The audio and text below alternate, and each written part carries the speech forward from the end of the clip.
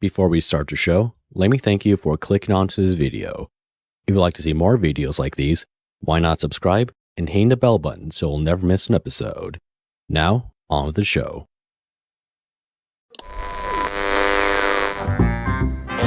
One mark will be vehicle 6. Comprise of warrior women. Hi friends, I'm LJ Jarvis, and welcome back to Will's Jarvis Show.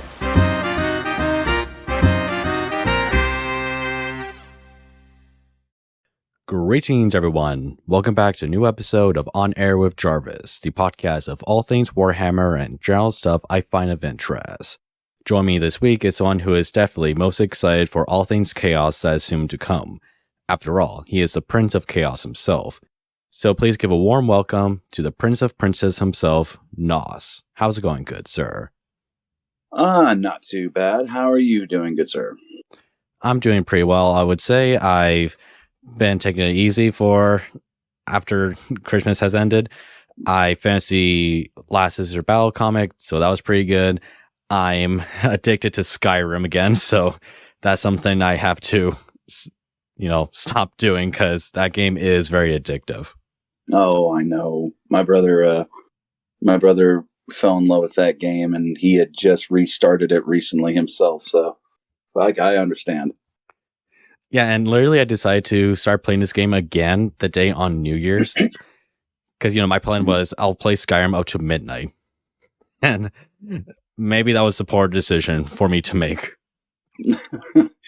Well, I will say that Skyrim is one of those games of nostalgia that has a lot of replay value. It doesn't matter. It does. I'm sorry, you go ahead. You first.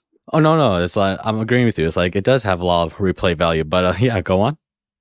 Oh, no. I was just saying it's interesting how some games, it doesn't matter when the last time you had picked it up.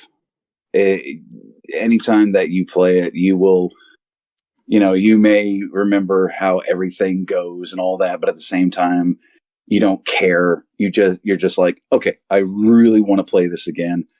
And it's like playing it again for the first time. That sense of wonder and awe is how I would describe it. I'm the same way with an old PlayStation 1 game called Einhander. Fell in love with that game. Never was able to put it down. Yeah, and when I had a PlayStation 1 for a time, I was very addictive to Spyro, the first game. Oh, yeah. And oh, God, that's such an addictive game. It is, and buying it on the PS4, it's even more good. Oh, Lord. I haven't touched Spyro, though, in ages. Yeah. Go ahead. Oh, sorry, and the scary thing about Skyrim is that it came out 10 years ago, and it makes me go, oh god, I'm getting old quickly. I've already said that a couple of times of myself. Whenever the first time the Transformers animated movie came out on DVD, and they said, oh, this is the 25th anniversary, and I'm like, oh, sweet God. I am old. But, I mean, with age, you're gonna have those moments, but at the same time, as long as you keep your heart youthful, you ain't gonna ever get old. I've explained that to a lot of people. I'm like, look, age is, when it comes to how old you are in that regard, as long as you keep your heart youthful, you keep trying to be a positive force for people, then you're never truly going to age. Oh yeah, you're going to get some, bangs and bruises and some joint pains, but for the most part, you'll still be able to kick ass even at the age of 60. So, I mean, exactly. Enjoy the nostalgia. Exactly. And I think people get like the misconception, because I have this conversation sometimes with some mutuals on Twitter, is that your life isn't over after 20. I think people think that. It is an unfortunate truth that most people not an unfortunate truth, but an unfortunate misconception that everyone thinks that, like, the moment you hit 30, you're starting to march down to old age. Like, and that makes no sense. I know people in their 60s and 70s that they still work. Like, they actually still do construction. They still can do the heavy lifting that they were doing back when they were in their 20s. And they may complain sometimes, like, hey, my joints are killing me. But at the same time, like, the moment they get home and they get to see their grandchildren and stuff, they act like they're titans among men. And it's interesting. Like, that's how my father is. So, old vet, construction worker, and whenever he gets to see my nephew, his grandboy, he has like this huge amount of energy as if he was when we were kids ourselves. He's playful. He just wants to be around his family. And I'm like, dude, there's no way. So as long as if I can have that kind of energy when I get to his age, by God, I'm going to be able to do some stuff even for long periods of time still. And I couldn't say it better, or I couldn't say it better.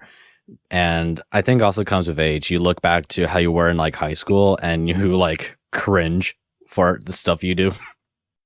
Oh, well, and see, that's the thing. Yeah, you can cringe about it.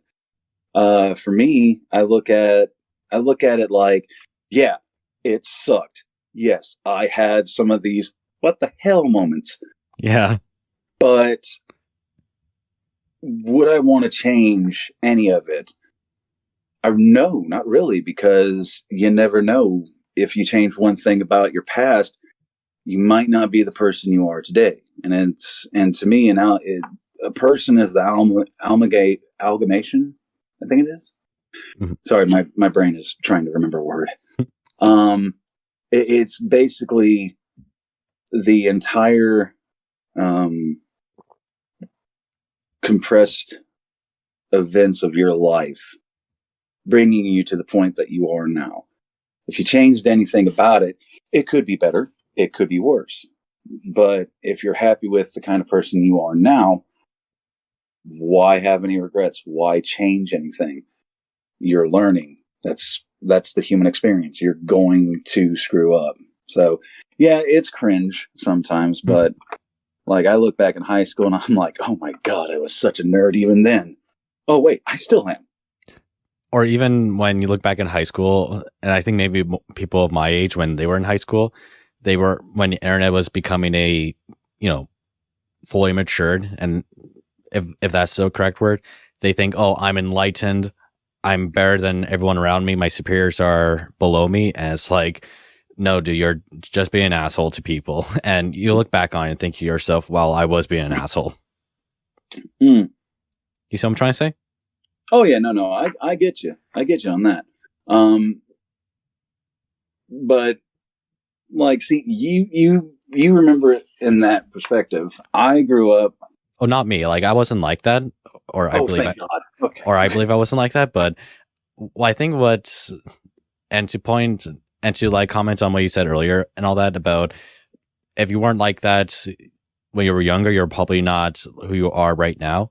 And it's like, and that's true, because you've got experience from that. You got experience of, okay, I don't know the whole world as I thought I did when I was younger.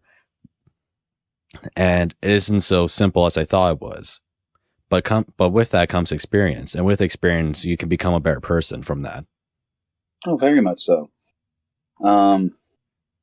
Like, I grew up in a small country town, like very countrified. Because being raised in the South, you tend to, most of the time, most people, they have that stigma about us Southerners, and they're like, oh God, he's a crazy redneck person. Okay, to be fair, I am from the South. I am just not that level of redneck. I'm from Canada, and oh, sorry, but to give a quick comment, I'm from Canada, and I hear And there's a lot of people here that I'm going to make a South Park reference. Like, they like to smell their own farts about themselves. And it's like, guys, come on, stop that. It's gross. Okay, no. There are some. I will not deny that there is a reason that is a kind of a truth, because some people, we're just like fascinated, and at the same time we know that it's horrifying, and yet some people are still like, well, I mean, you never know. Hey, the aliens gonna come down from space and take back my baby cows. Exactly. Sorry, I had to. No, you're good, man. You're good. Goddamn aliens come down to Earth and take my goddamn cows again. It's like, Lou, I got to tell you, man, them cows are starting to look a little weird. Goddamn, that cow's been probed again. No, Lord, no. But I mean, I can't really say much because I actually just heard a cow moo in the distance. Oh God. Well, again, like I said, I'm from the countryside, so yeah, there's like several farms around me, so I hear cows, I hear chickens. It's hysterical whenever people make that comment, and I'm like, I can't really say much because it's kind of fucking true. But aside from that, I mean, like I said, I grew up in a country town, and I grew up where people of the LGBT community, people of color, that was very rare where I'm from to see people. Most people, when it came to the LGBTQ community, kind of pretty much hid themselves, because even though time was progressing and things were progressing, this is still a town that is part of the Bible Belt. So, and when I figured out myself at 13 and 14, I was like, oh God, I can't let anybody know. And being a nerd, especially, for us, that wasn't something to brag about when I was growing up. And it wasn't. And also, sorry, and it wasn't. It's like people. It's like there's this whole joke about.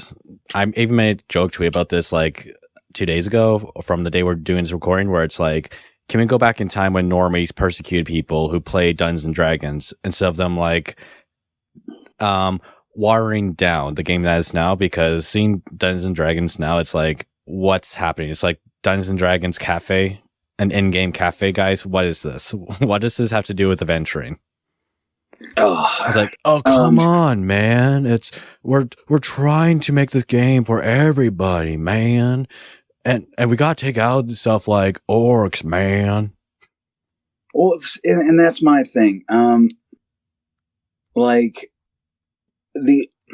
to me, since we're talking about D&D, oh God, I've been playing that since I think second. Oh yeah, if I remember right. This is the fun fact for people. I grew up. Yes, I may have grown up in the South, but my mother was from the city, and my father was from the country. So I am my own technical civil war, because my mother was from the North, my dad's from the South. And interesting analysis. Yeah, I am my own civil war. Kids, don't. It's not fun. We all go down to Dixie. Oh God, no. But the thing is, though, is that with that, my mother always raised me and my brother to love everyone.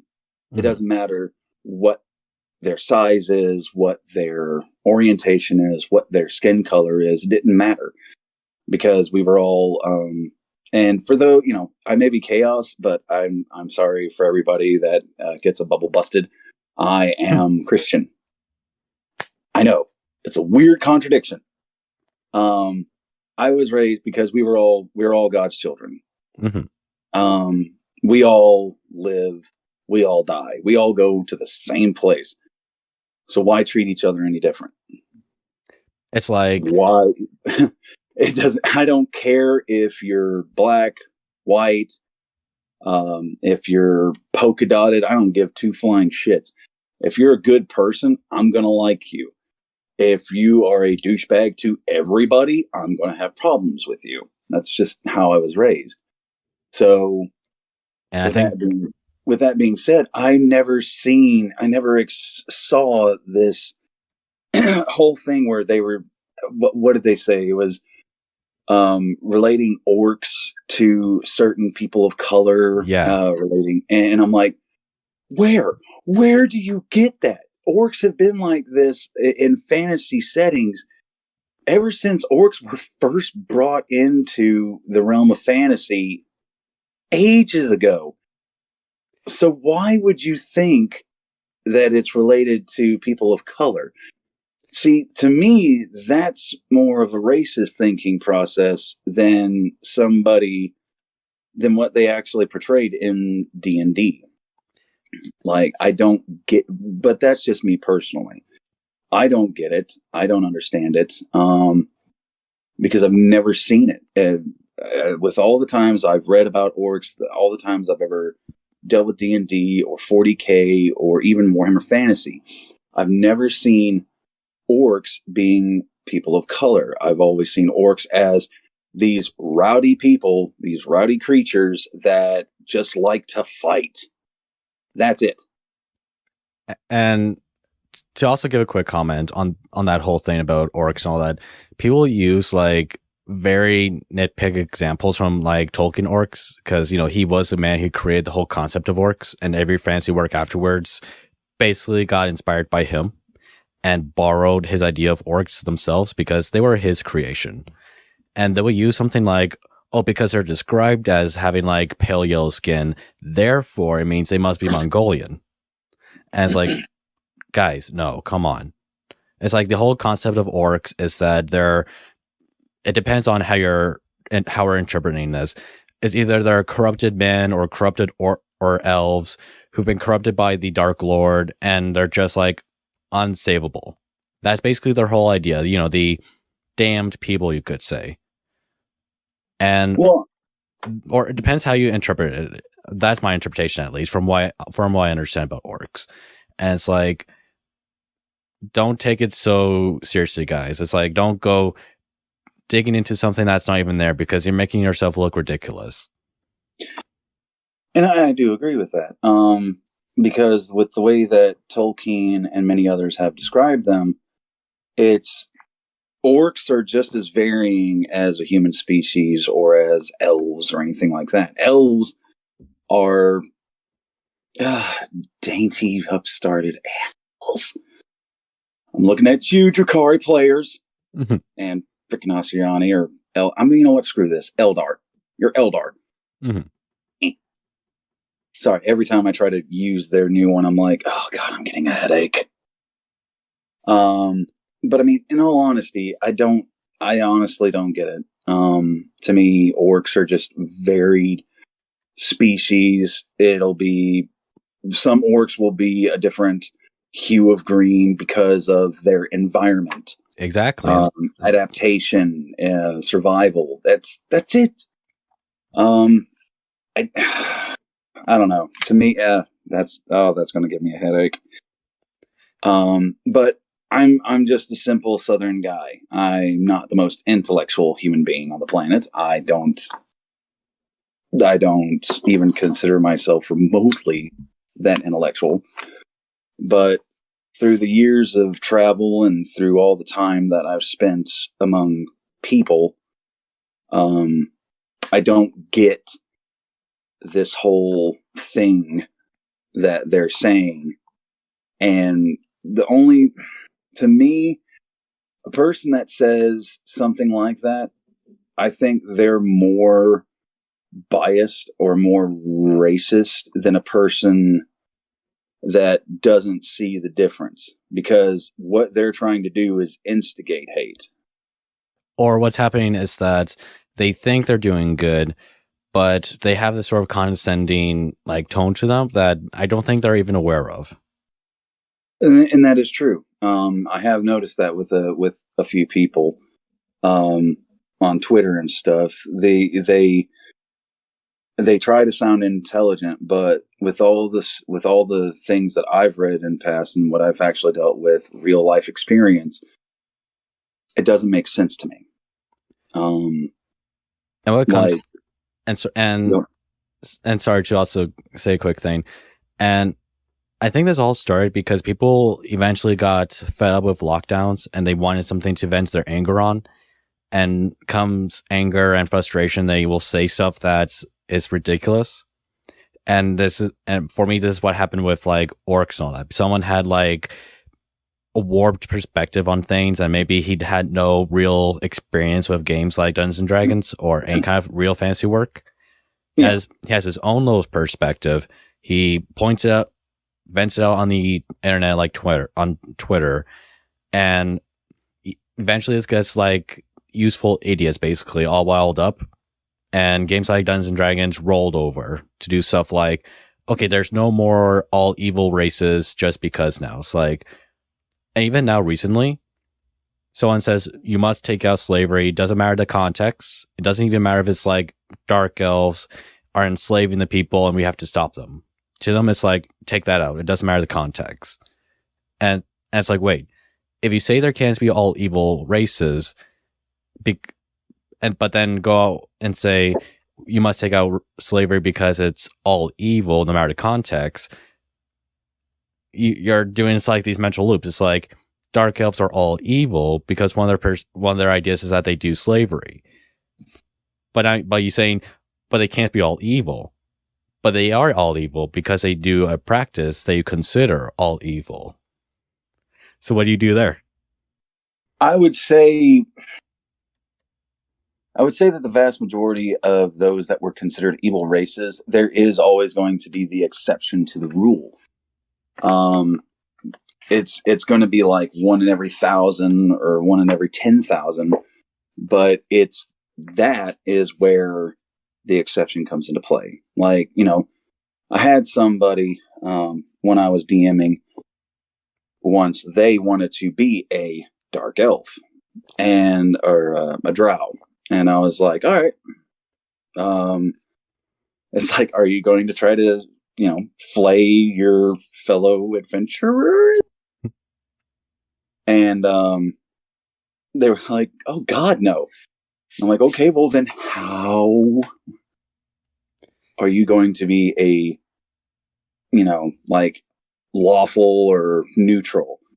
And they gave me a good story of how they started realizing that the way of their people isn't the way that they want to live. So they fled.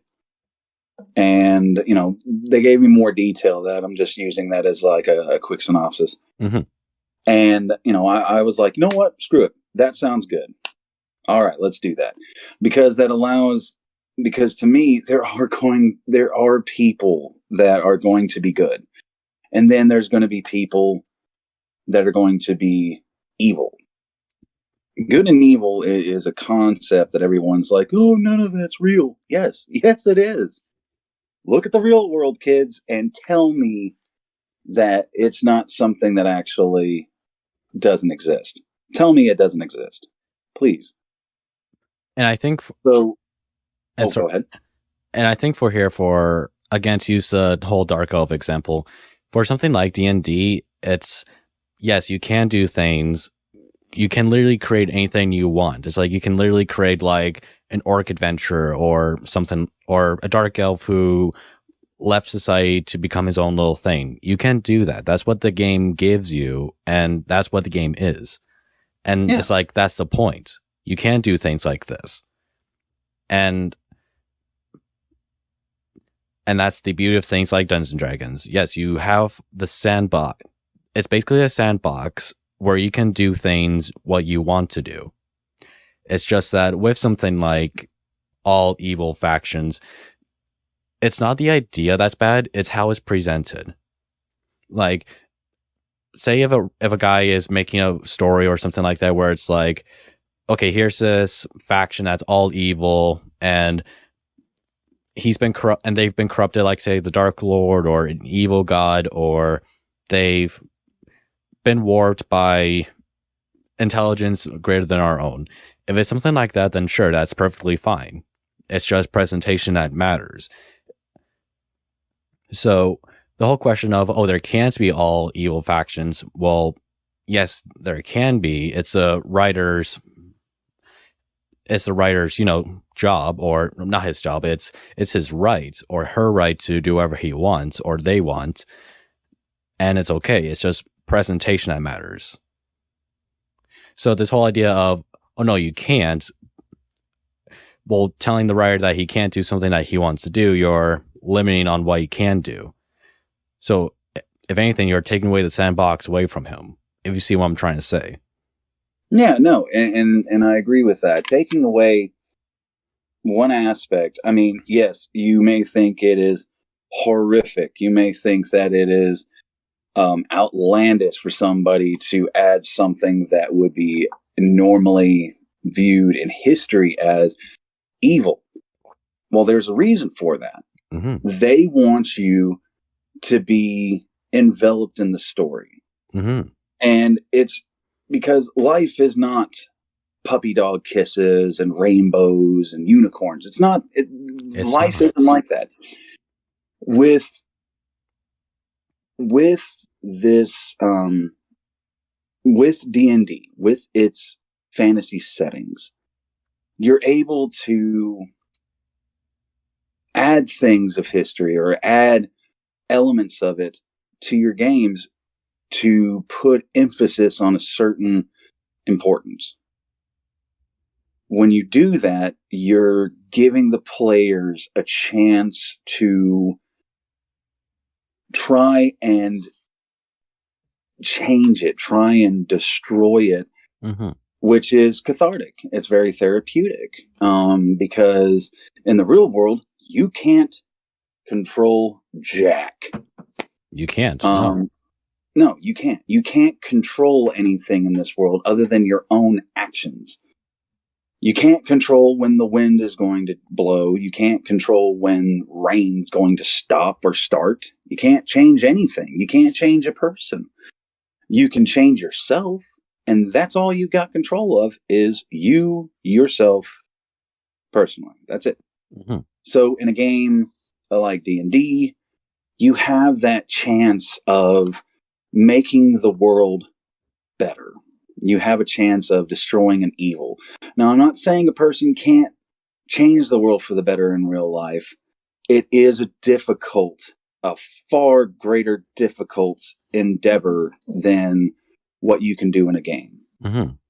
I mean, it's plausible.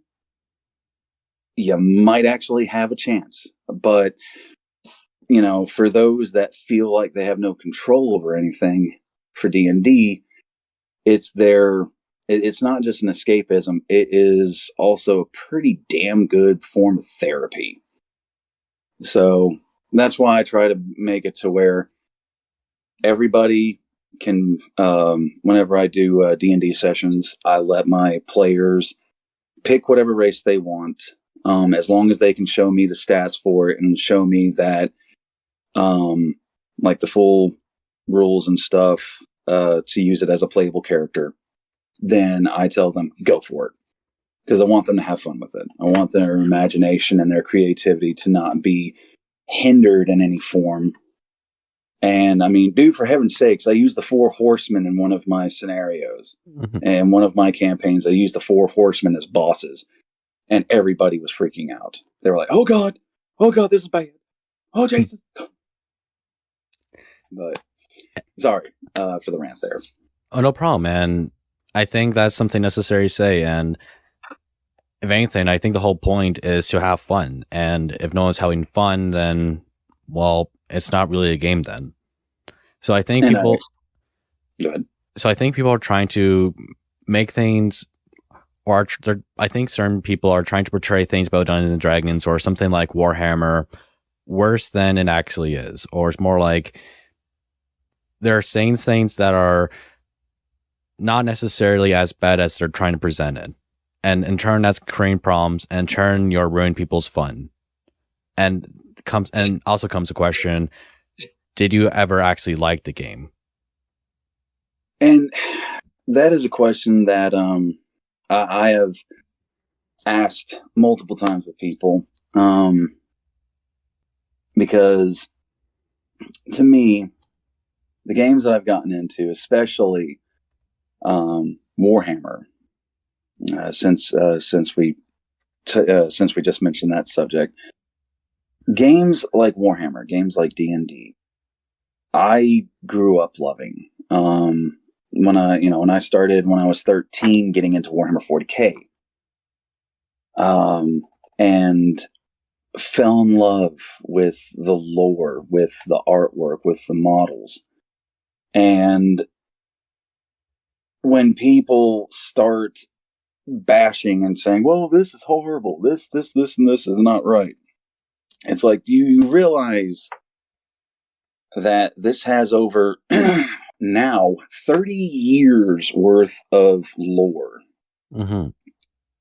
and history to its own self? That it's like saying Tolkien is a straight up asshole, and yet you got guys like what is his name, George R.R. Martin or whatever his name is, who's like, there's no such thing as heroes, there's no such thing as good and evil, and it's like, oh really? Okay, all right. Though history has taught us different, and personal experiences define what is right and wrong. Okay, yeah. So heroism and villainy doesn't exist. Okay, I get that in small doses, but I'm not going to take the full medicine of it. Not all of us like to be black-pilled. Not all of us like to be black-pilled, bruh. And it's also fancy work. Something where the impossible can be possible. Just saying. Well, it's like a friend of mine, I discussed this with him about 40K even. To George R. Martin, not to you necessarily. No, no, you're fine, man. Yeah. No, a friend of mine and I had discussed this once, because I was telling him how people are being on Twitter and stuff, saying like, oh, the Imperium is a tyrannical, oppressive, xenophobic faction. And I'm like, in case nobody has noticed this, every faction in there is xenophobic. If you look at the Eldar, if you look at the Eldar and the Dark Eldar, they hate humans. They do. And I mean, dude, look at the word that they use. Monkey, yeah. They're literally calling us monkeys. Yes, they're calling us monkeys because they see us as something beneath them in intellect. Yeah. And they despise us. The Tau are, I don't know, I don't trust the Tau. Damn weeaboos. I don't trust them. I made a whole video about that, and if I could give a quick comment, in my interpretation of the Tau, or at least from how I see it, is that they have this whole presentation of, oh, we want to bring all the races to our empire for the greater good of everyone, but at the same time, we're not asking you to join, we're telling you to join, and we're going to separate you from the rest of humanity. You're no longer going to be the Grula, the human. You're now going to be the Gruvesa, the human helper. You're something that's distinctive from humanity. You're not part of normal humanity. You're part of the humanity that we want, the helpers of us. But you're not part of our caste system because you're below our caste system. Yeah, and that was something else too. It's like, after reading one of the stories of the Tau and their human helpers, and then the humans come out to join them in their victory, and then the freaking Tau commander is saying that your sacrifice for the greater good will be appreciated, but they had to remove the stain from the greater good. They had to keep the greater good pure. And then they mowed down all of the human helpers. Oh, what story was this? It was a story that they had on Warhammer Community, actually. It's I think it was sometime last year. I'm trying to remember it, but it should be in their archives of their the little lore pieces that they would throw out. But yeah, like even the humans, one of the humans was like rooting out the impurity in there and all this, and he's like, "Oh God, they sound just like the Imperium." And yeah, they were mowed down before the Tau left that sector. And I'm like, aha, Tau ain't even good. Don't even start with me on that. I'll take chaos any day, kids. At least chaos tells you straight up. It's like, you serve us, you get mutations. You might turn into a battling spawn of chaos, but hey, them's the breaks. In the game of chance, within chaos, you could even become a prince yourself. Yes. So, and like, I know everyone says, well, the Chaos Gods aren't good. And it's like, well, dude, back a long while ago, the Chaos Gods were also considered, and that's why I love the Emperor had a text-to-speech device. That was actual canon lore about how Khorne wasn't just the god of slaughter, blood, and skulls. He was also the god of martial prowess and honor, while Slanesh, being of excessiveness and debauchery, was also the god or goddess of beauty and the arts, things like that. Of happiness. Tzeentch was about knowledge obtaining and of, just things about awakening your mind. And Nurgle was about life and death. He was the cycle. The cycle never changes. And he was also about,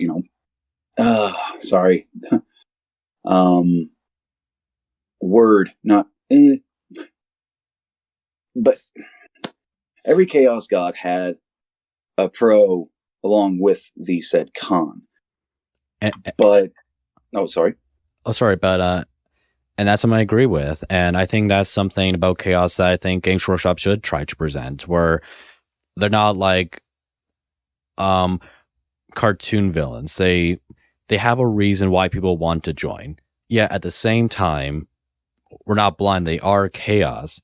And the whole goal of Chaos is to warp. And that's that's their namesake of where they came from.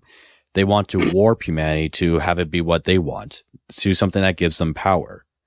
And as such, they should have like a presentation of why people want to join, of why people want to have like honor in battle, or find happiness, obtain knowledge, or to be part of the cycle of rebirth. That's something people would want to join Chaos for, not because of a cartoon villain reason, if you see what I'm trying to say. Oh, yeah, no. And I agree with that wholeheartedly. Because, like, with the Gene Stealer cult, you get the reasons behind why humans take the Gene Stealer DNA and all that, why they corrupt themselves and turn to the four-armed emperor. And not even them choosing to. Sometimes it's more like they stumble onto the Gene Stealer, they get corrupted by the Gene Stealer kiss, and eventually it does spread like a plague. And sometimes it's not even like they want to join. It's more like they walked upon a Gene Stealer below their world, and now a cult is being developed because the Gene Stealer more of forced its way onto the people. Agreed. But I mean, in every single aspect, Eldar, Dark Eldar, Necrons, they've all joined humanity at one point or another. Even Tau have done this. Orcs have fought alongside Armageddon Steel Legions to fight off frickin' Khorne berserkers, to fight off the World Eaters from summoning Angron back. So it's like there is no good or evil side, and we know this. We all know this. Anybody that has played this game for more than 5 minutes will know that there is no good or evil. But to a person, to a person like me,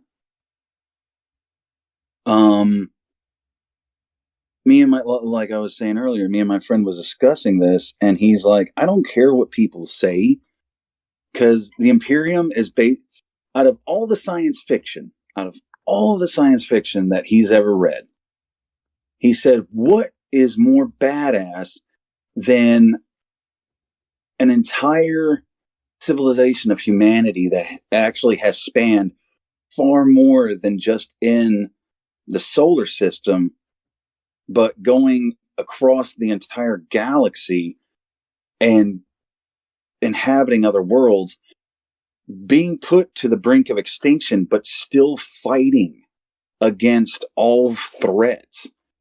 He was like, dude, that is badass. Even the Starship Troopers weren't this badass. And I'm like, I don't know, maybe, but I mean, okay, Starship Troopers is always going to be badass, but you look at 40K and it's like, how can you compare anything to 40K? But Starship Troopers is like the closest thing you're going to get to the level of 40K where humanity is actually fighting back. Even at the brink of extinction, at the brink of annihilation, they're still going at it and still kicking ass throughout the entire galaxy. And go ahead. And to give my quick comment on this, you would think that people would know, or I think people do know, that this is not like Star Wars or Star Trek or whatnot, because literally the front cover says, in the grim darkness of the far future, there is only war. This basically tells you this is not like a hopeful space setting or anything like that. This is about like a medieval state, Imperium of Man, running on fumes, trying to survive. And they're surrounded, like you said, by enemies that want to tear down humanity or warp humanity to have it be how they want. Either it's orcs, Eldar, Tau, Necrons, Gene Stealer cults, Tyranids. Every faction wants to tear each other down because on the cover, only war. There's only war within 40K.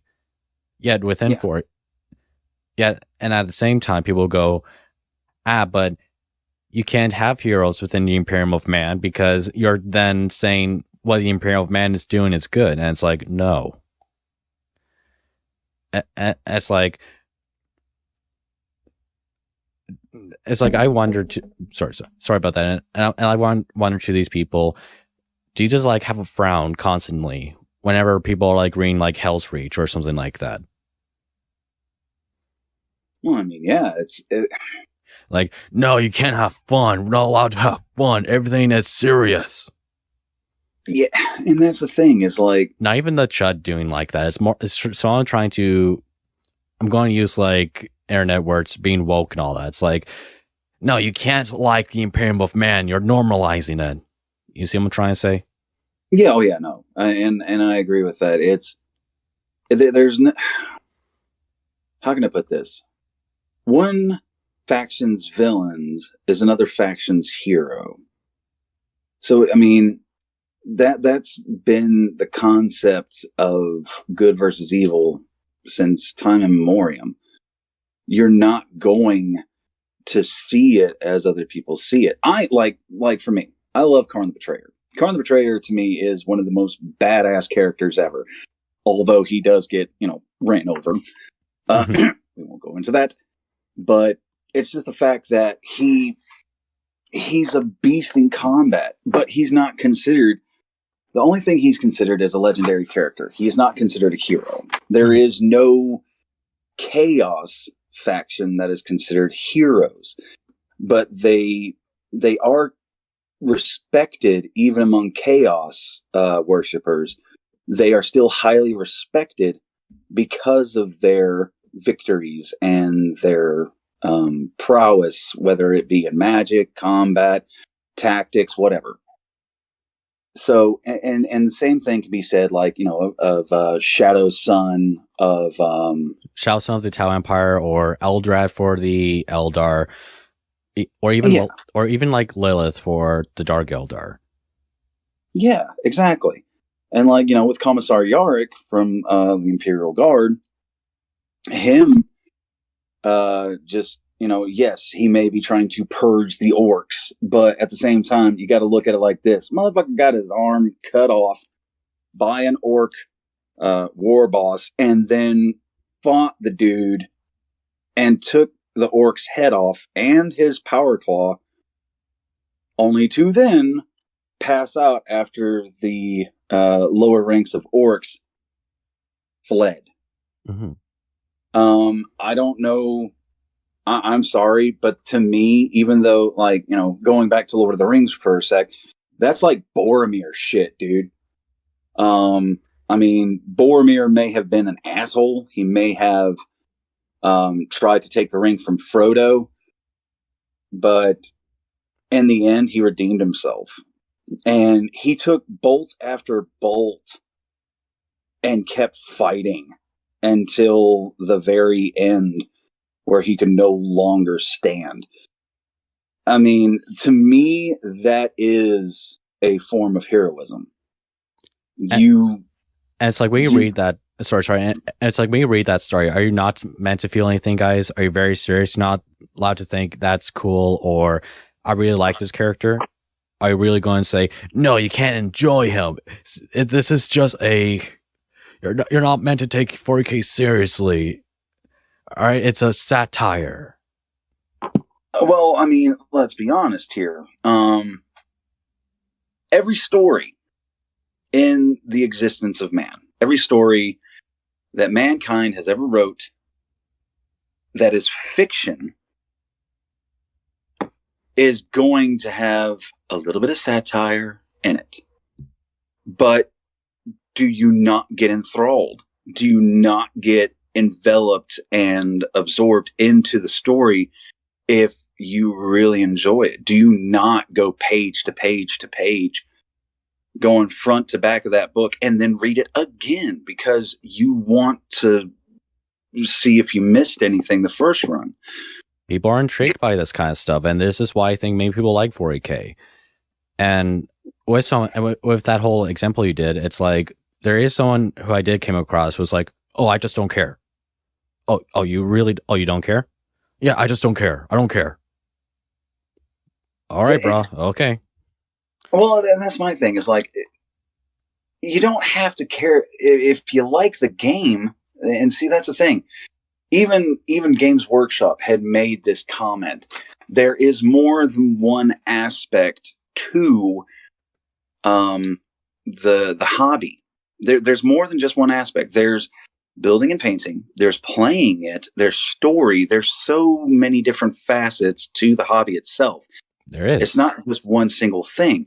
So if you don't care about the story, that's fine. If you want to get into this time of, like, oh my God, everything is so horrible, blah, blah, blah, then that's on you.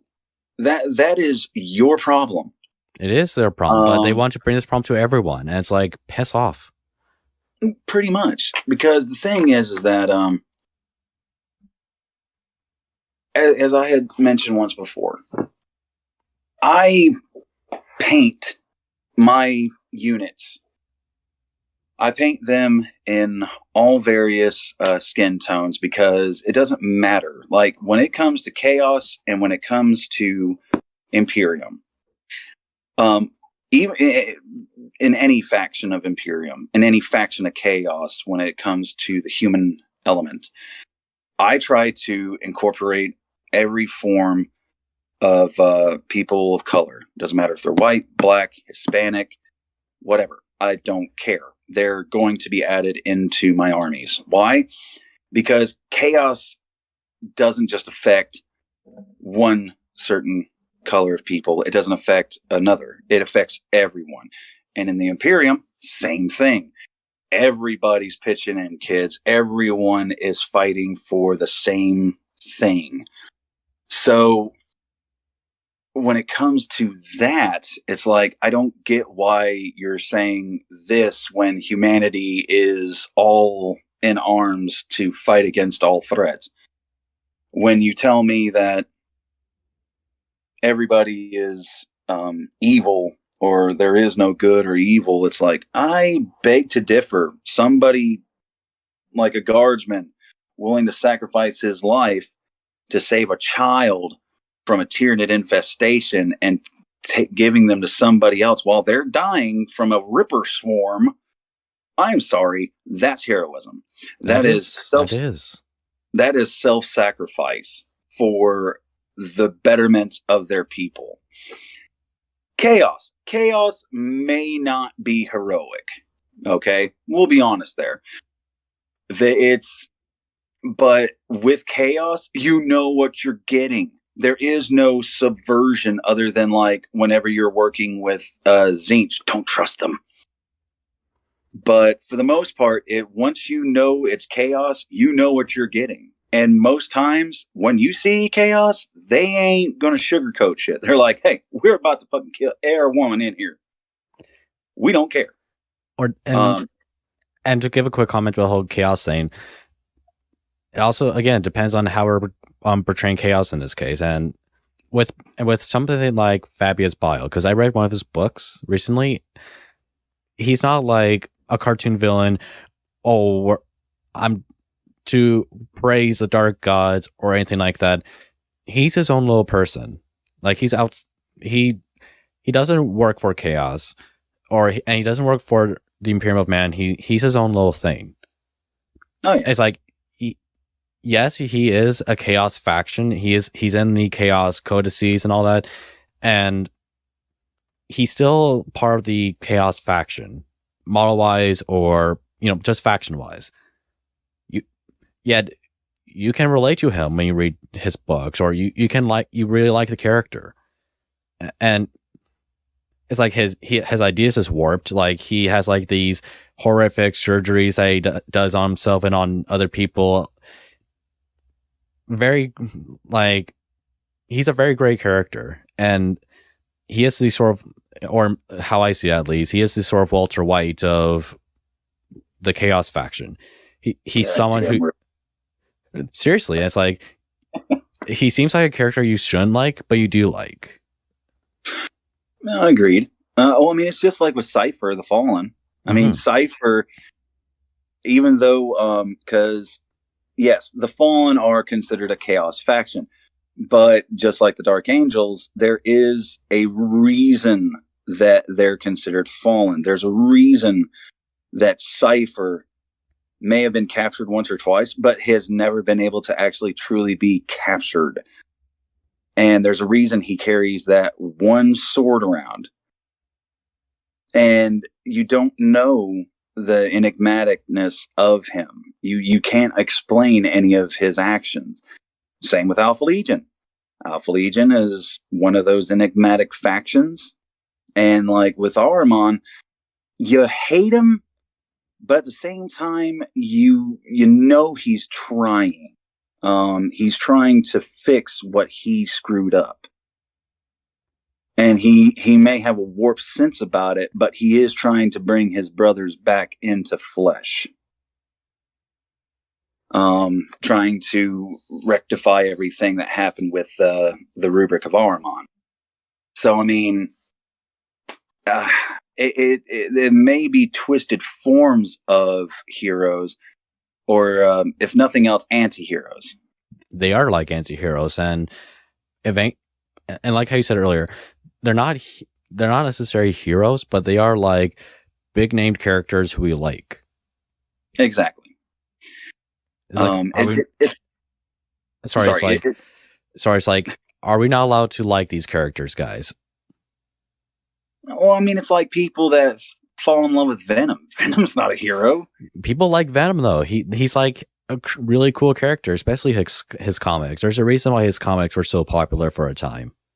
Oh, dude, my brother's got the first issue with a red lithograph cover from back in the 90s of the Venom comics. Yeah. So I know. But I mean, that's the thing, though, is that people forget. People don't pay attention to the fact that it's just a story. It is. There is just a story. Yes. Yeah. it's just a story. You may see elements of history or of a group of people, like, for instance, the Vestroyans or the Valhallan Ice Warriors Or the Kriegers. or the Kriegers. There's going to be aspects of history in it because history is as much of our vocabulary, of as much of our own mental. Speaking of mental, I'm forgetting a word here. Part of our understanding, you could say. It's like something that we get inspiration from. Well, and that's the thing, and that's why with Lord of the Rings, with D&D, with Warhammer, whether it be Warhammer Fantasy, Warhammer 40K, Horse Heresy, it doesn't matter. Those are intricate pieces of lore that if you don't like it, that's fine. If you just like how the models look, awesome. But when it comes to the story of it, don't hate on people and don't call them these slurs and stuff just because they like it. Now, if you see them using historical stuff in a context on their models, yeah, you might be a little concerned. I would be. Lord knows I would be. At best, I would find it cringe. Like, I would find it cringe for someone to paint like the hammer and sickle on a tank. I would find that as cringe if someone were to paint like, say, a swastika or something. Yeah, and see, because I had went through that and with a banner that I had, and not even so much as the iron. Sorry, not even so much as the swastika. More of like an iron cross can be ahistorical. It's like it was used long before World War II Germany, guys. I'm just saying. Oh yeah, no. A lot of the emblems and stuff from history have been used to be twisted into other meanings, and that. But when I had done my banner, I had done it, and I don't have that banner anymore. I haven't had that banner in like years. But I used the color scheme, black, red, and white, and I used the black and white striping, the black and white circle, because I love that look. And that's more World War I Germany, isn't it? That World War II. It is World War II. Germany was black, red, and yellow for the longest time, and it still is. But when it came to Germany, it was black, red, and white back in World War II. But that was the thing, though, is that I use the color scheme because those are my three favorite colors: is black, red, and white. I use the striping because it has there's a reason it has a aesthetically pleasing look to it. I hate Nazis. I fucking hate them. It's like good, dude. Like, do you want a cookie or something? Not to you, but to everyone else. Like, I hate Nazis. Good. Do you want a cookie? It's it's probably the same thing. Like, it's like the same thing if people were to hate pedos. It's the same thing, guys. You're not unique. Not to you. Not to you, dude. Not to you. No, I know, man. I know. I got it. You're good, brother. But that's the thing, though, is that with me, I grew up in a family that had dealt with that aspect of history. And that blood courses in through my veins. So I do have a unfettered hatred. But do I like the color scheme?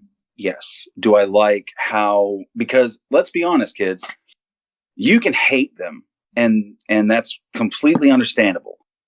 But hot damn if they were not fashionable. You can't tell me that they were not imposing or intimidating in their appearance. And with me, all I wanted to do was just that, just use the color scheme. And then everybody started to say, oh my God, you're using this and it's from this. And I'm like, well, I know I used the color scheme. I made it my own. I don't, and will never use any iconography that is depictant of a group of historical figures or factions that had been known as a true embodiment of evil. I'm not a fascist. I am not a communist. I am a democratic capitalist motherfucker. I don't care. But to me, to hound people because they use a color scheme, not iconography, not symbols, but just a color scheme. Okay, you were hating on me for that, but you're not getting upset with, like, say, the Principality of Xeon. You ever looked at any of their stuff? I don't know what that is. I'm sorry. Oh, you're fine. Principality of Xeon is the faction from the old series of animes called Gundam. Okay. And they use black, red, and white. But they also used black and white striping. Black Templars even use that. Black Templars use that. But here's the thing. But here's the thing too. Black Templars are Templars, and just to give a whole thing about the color scheme, black, white, red. That is the German Empire of World War I, though. I see the flag. That's the German Empire. Oh, see? From World War I, you're good. Yeah, but see, that's the thing, though, is that, I did not know that. Hey, I learned something new today. Yay! But even so, there's also the Rosenkreuz from an anime called Trinity Blood. And they have an armband that has white and black striping, with 2 iron crosses on either side of a Star of David with an eye in the center of it. Again, all of this is in black, red, and white. But, whoa, guys, I think it's a metaphor for something. Yeah, I mean, totally, right? Whoa. You know, I'm not just talking out of my fucking ass. Sorry. We're good. It's like, I think it's a metaphor. No. You see that guy? You know, this guy in anime, he has his arm up while he's talking to a microphone. I think it's a metaphor. But, and see, that's the thing. It's like, people, especially in the last couple, in these 2 years of isolation from everyone, people have gotten truly, honest to God, out of their minds. Or even stupid. Like, do you, when you see a trident, what do you think of? Pitchfork? Or do you see a trident? Or Poseidon. That's what I think when I see a trident. Exactly. When you look at a peace symbol, is it a peace symbol or is it a broken, upside down crucifix? Do you say peace or P? Peace. Okay, peace. I don't know. I think of hippies. But see, that's the thing. Every emblem, every symbol, it's more than just one meaning. And I will never use any, like I said, I will never use any iconography depicting, but it's the point of colors are colors. There is no, honest to God, if you really have to go that deep to try and find a metaphor or meaning behind a color scheme, then ladies and gentlemen, you have issues. If you really want to go at somebody, go against the NFL and college football teams of the Atlanta Falcons and the Georgia Bulldogs. Go Dogs. Because their emblems, their color scheme is red, black, and white. You may get pissy about somebody using stripage, but, you know, like with the whole, like I said, with my old banner, you can get pissy about that. That's fine. But don't just stand there and accuse people of things when you don't know them. And I imagine some person, he's going to like, I kind of did this as a joke, I think, I did this as a joke, where they'll connect something like the Far Side Enclave to, like, say, Hong Kong, because they're all red. Oh, Lord. Like, I made a joke on that, come on, and it's like, maybe you can see, like, some sort of connection with it, because, you know, the Far Side Enclaves are independent from the Tau Empire, they're their own little distinct thing. you can maybe find some, relations to it, maybe intentional or not, from Games Workshop. It's like, again, that's a perspective, and maybe that's like your little understanding, and no one's saying you're wrong.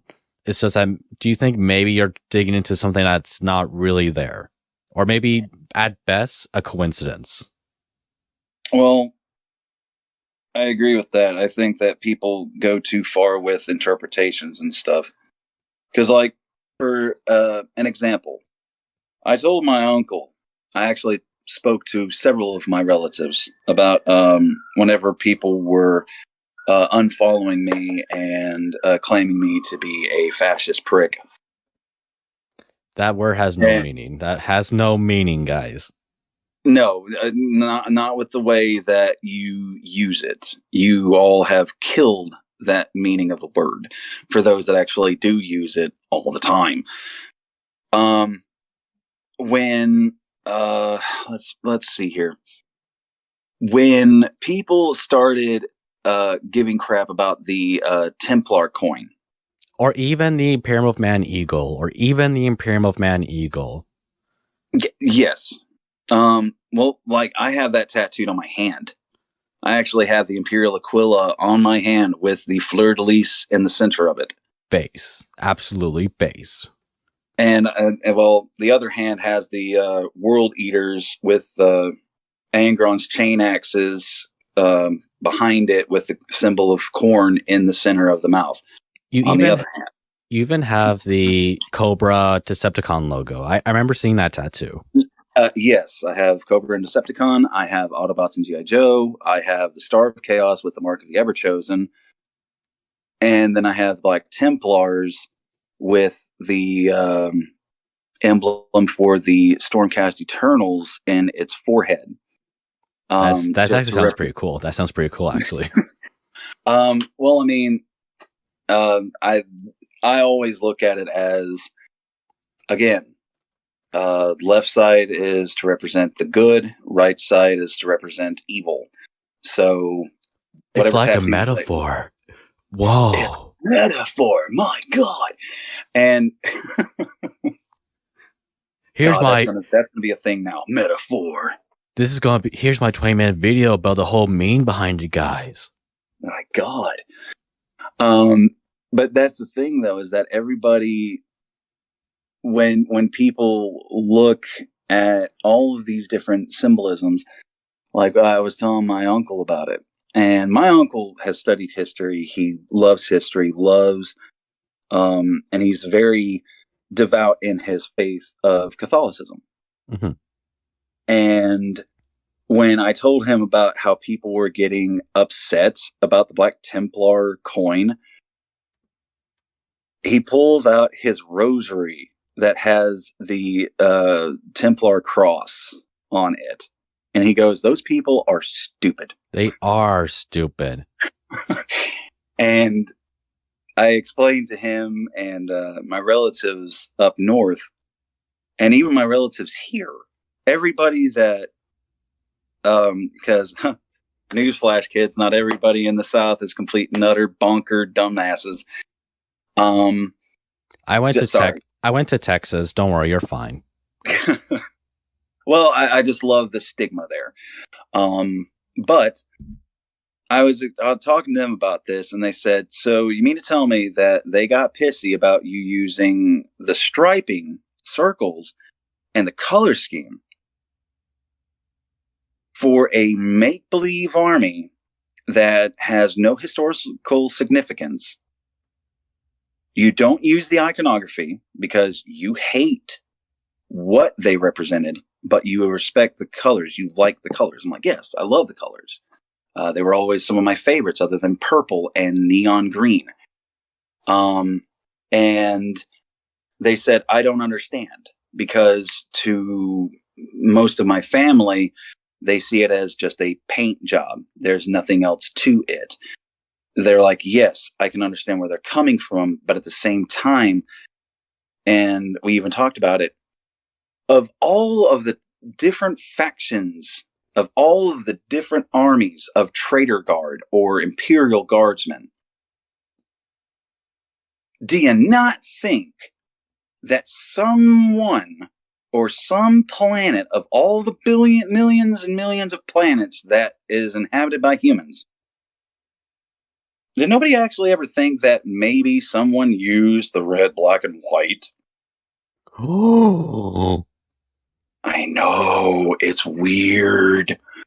Or some, and I think unless you tell a person that, well, you see, the Dark Eldar are evil because they're kind of like Voldemort.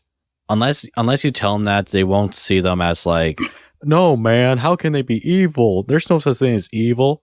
Well, you see, dude, they're like, they are tripping on high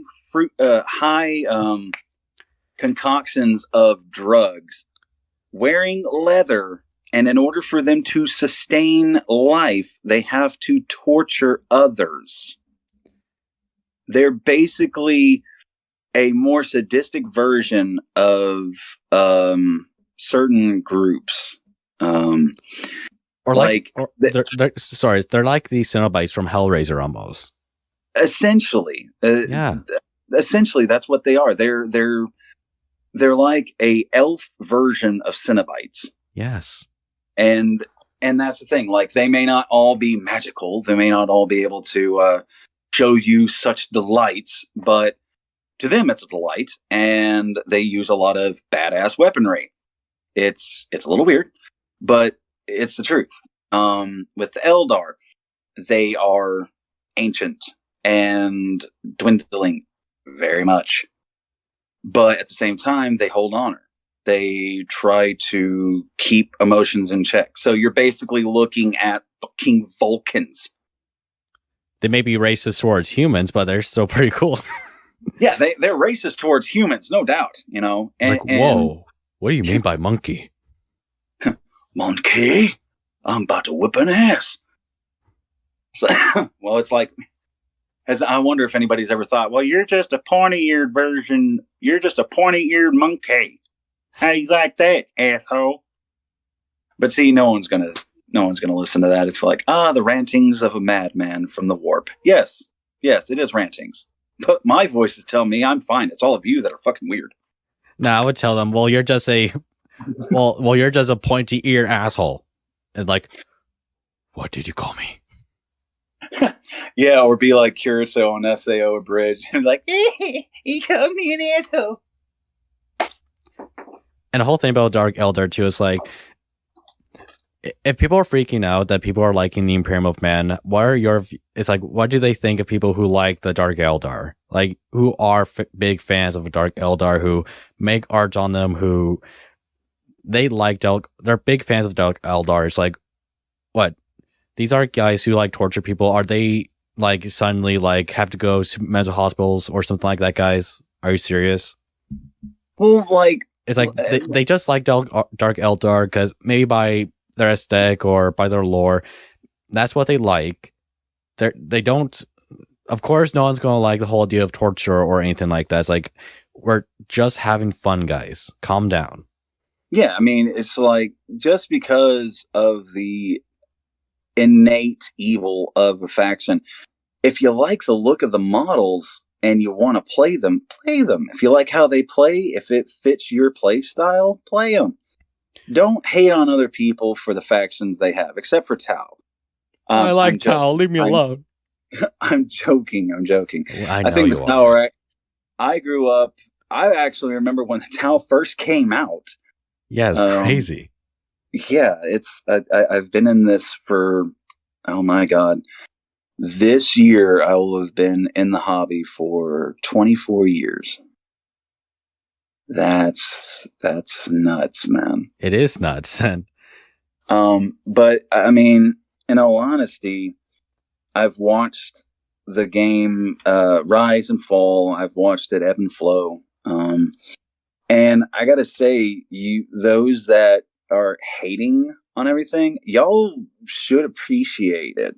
Like, I remember when it took them years to get to one faction or another, just like it has done previously. I remember when you had to make your own fucking models to represent a character. Yeah. Like with Magnus the Red. You couldn't have Magnus the Red. The only Demon Primarch that was available at the time, you had to make yourself, and that was Angron. You had to make Angron yourself, custom build him for Apocalypse. You can only use him in Apocalypse. And he had to have a bodyguard retinue of between 4 to 12 Bloodthirsters. Man. Yeah. Yeah, that was his bodyguard retinue. I was like, what the fuck? So then all of a sudden I'm seeing that they're bringing out the Demon Primarch of Magnus, and I'm like, oh my god. And then we see Gilliman and we're like, fuck Gilliman. Except for you Ultra Smurf players. I'm an Ultra Smurf, leave me alone. Never. But I mean, and we're seeing all of this new stuff coming out. We're seeing how even a freaking Baneblade or a Stompa come out and be used in a normal game of 40K. I find that fascinating, and I've been in love with this game for, again, over 2 decades now. And I know everybody gets pissy because they can only do certain poses, but guys, you got to remember, they have a source, and if they think that it's going to look better in one pose or another, don't hate on them for it. Look at earlier, I had seen the new Warpsmith. Yes. And I was enthralled. I was like, oh my god, this looks so gorgeous. And someone's like, well, it's just like the Primaris Tech Marine. And I'm like, I don't give a shit. That pose looks badass on that motherfucker. And I don't care. And maybe the reason why he looks like a Tech Priest, guys, is that Chaos Space Marines are warped versions of Space Marines. Just saying. Well, for those that don't know, for those that are just getting into 40K, yes, the Chaos Space Marines, we all know that it's a mirrored version of Space Marines. So your Dark Apostles are basically your chaplains, and your Warpsmiths are essentially your Tech Priests. Yes. Or your Tech Marines. Shocker. What was it? Your aspiring champion, or not aspiring champion? What is he? An exalted champion? That's basically your lieutenants. That's basically what it is. Is that's your lieutenant of chaos? Yes. So I mean, the names may have changed, but their abilities are pretty much the same. Or their roles, yeah. Yeah, their roles and stuff are pretty much the same. It's just different names. And but yeah, sorry about that. Since I mentioned that, what do you think though of that new starter box, man? I was about to ask you that, and I'm surprised we went on this we did this whole thing for an hour, and I haven't brought up the new models yet. That's maybe my fault, but. Oh, I'm so sorry, dude. No. I wanted this to happen. I don't know. I wanted this, like, natural conversations like this. This what makes a good show. It's not like following a script. I like not following a script. But before I do give my whole thoughts about, like, the new Chaos and the new Eldar stuff, I just want to back on the whole comment about how Chaos Marines are reflections of Space Marines. Guess what, guys? Before the Hellbrute came out, there was something called a Chaos Dreadnought. Shocker. Yep. And I would know because I had the 4th edition Codex to prove it. Oh yeah, no, I even had I used to have the old Chaos Dreadnought, the old metal one. I used to have one of those. Lost it years ago, but I remember the Chaos Dreadnought, and they were like, well, we can't keep having them being Chaos Dreadnoughts. We got to change the name. Well, let's change the Hellbrute. Oh, brilliant. Okay. And it looks more interesting. It's no longer just a Dreadnought. It's a fleshy, monstrosity torture machine, and I kind of like it that way more. Well, I It will makes say, it more. Sorry, it gives it more a unique image in my point of view. oh no, I agree. But it was also very comforting to watch whenever you played Space Marine and played the game mode to where you can try to capture a dreadnought and use it. It was nice to see the Chaos Dreadnought running around. I found that fun. But, that's just me. But no, like, what are your thoughts on the new box set, though, man? And, I was definitely excited to see all the new Eldar stuff. I'm thinking more excited to see the Eldar than the Chaos Marines, just my point of view. And you were definitely excited for Chaos because you actually messaged me if you could come to the show to talk about all this. And I was like, you know what, you're probably the perfect person to have this whole conversation with, because you know what, the Chaos stuff are pretty cool. It's just that seeing the new Eldar and seeing like the new Guardians, comparing them to the old stuff, it's like, this is what I was excited for to see with the Eldar for 9th edition, because seeing all the spotlights and seeing how Games Workshop did such an excellent job on the Elven factions within AOS, from like the Lumineth to the Dars of Cain, the Aoneth Deepkin, seeing all that, I was excited to see what Games Workshop were going to do for the Eldar. And I'm not disappointed. It looks awesome. And I know for sure that we're going to get like an Avatar of Cain soon. It's basically, we are going to get one. Yes. And I will say that actually Eldar was the first army I had ever got. Awesome. But that was back during 3rd edition. So it is absolutely amazing. I may not play Eldar anymore, but it makes me want to get this box set just purely for the fact that it was the one Xenos race that I ever really enjoyed. And I may not have played it good, but by God, I love those models. And I do got to say, I know people are giving crap about the belly button on the armor plating. Oh, come on. Who doesn't like tummy? Who doesn't like tummy?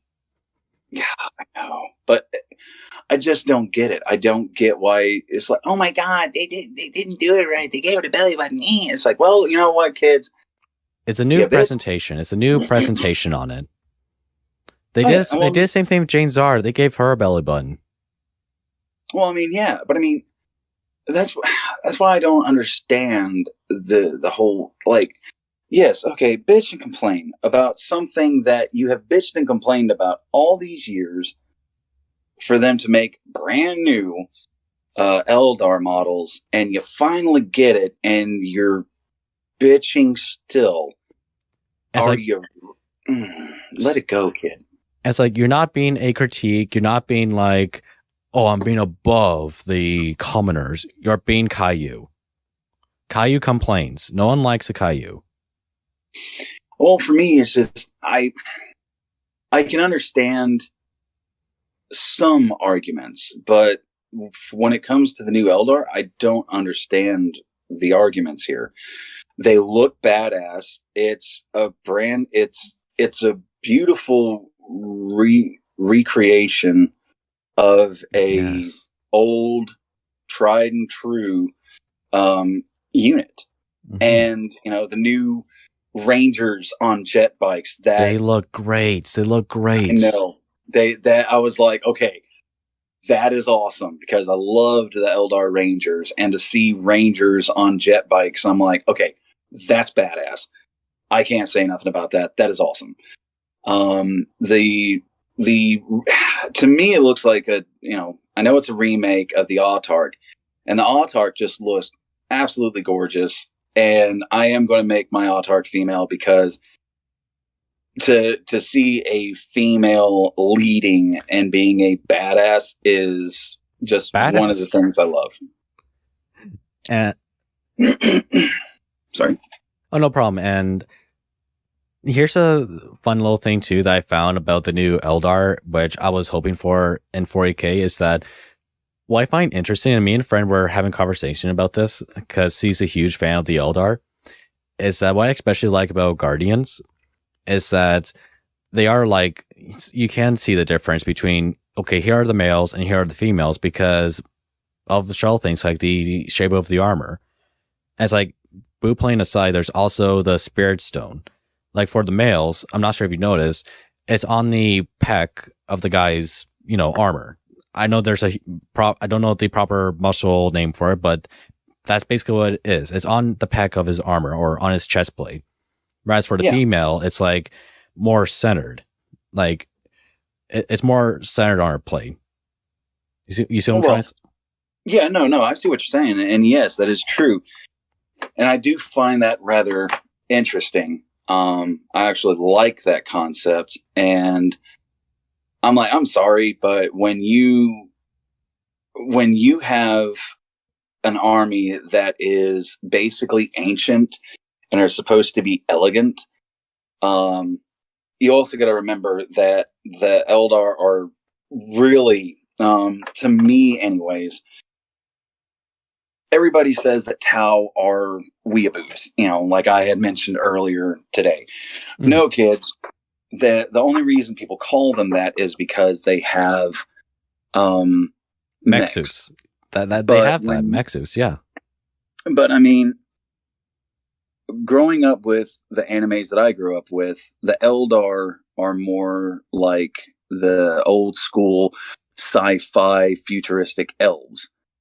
I mean, if you ever pay attention to the old school stuff, you'll see that there is, to me anyways, personally, there's a definite influence from like even like fantasy stuff like Records of Lotus War, the elves in there, even though the ears aren't sticking out to the sides, dear God.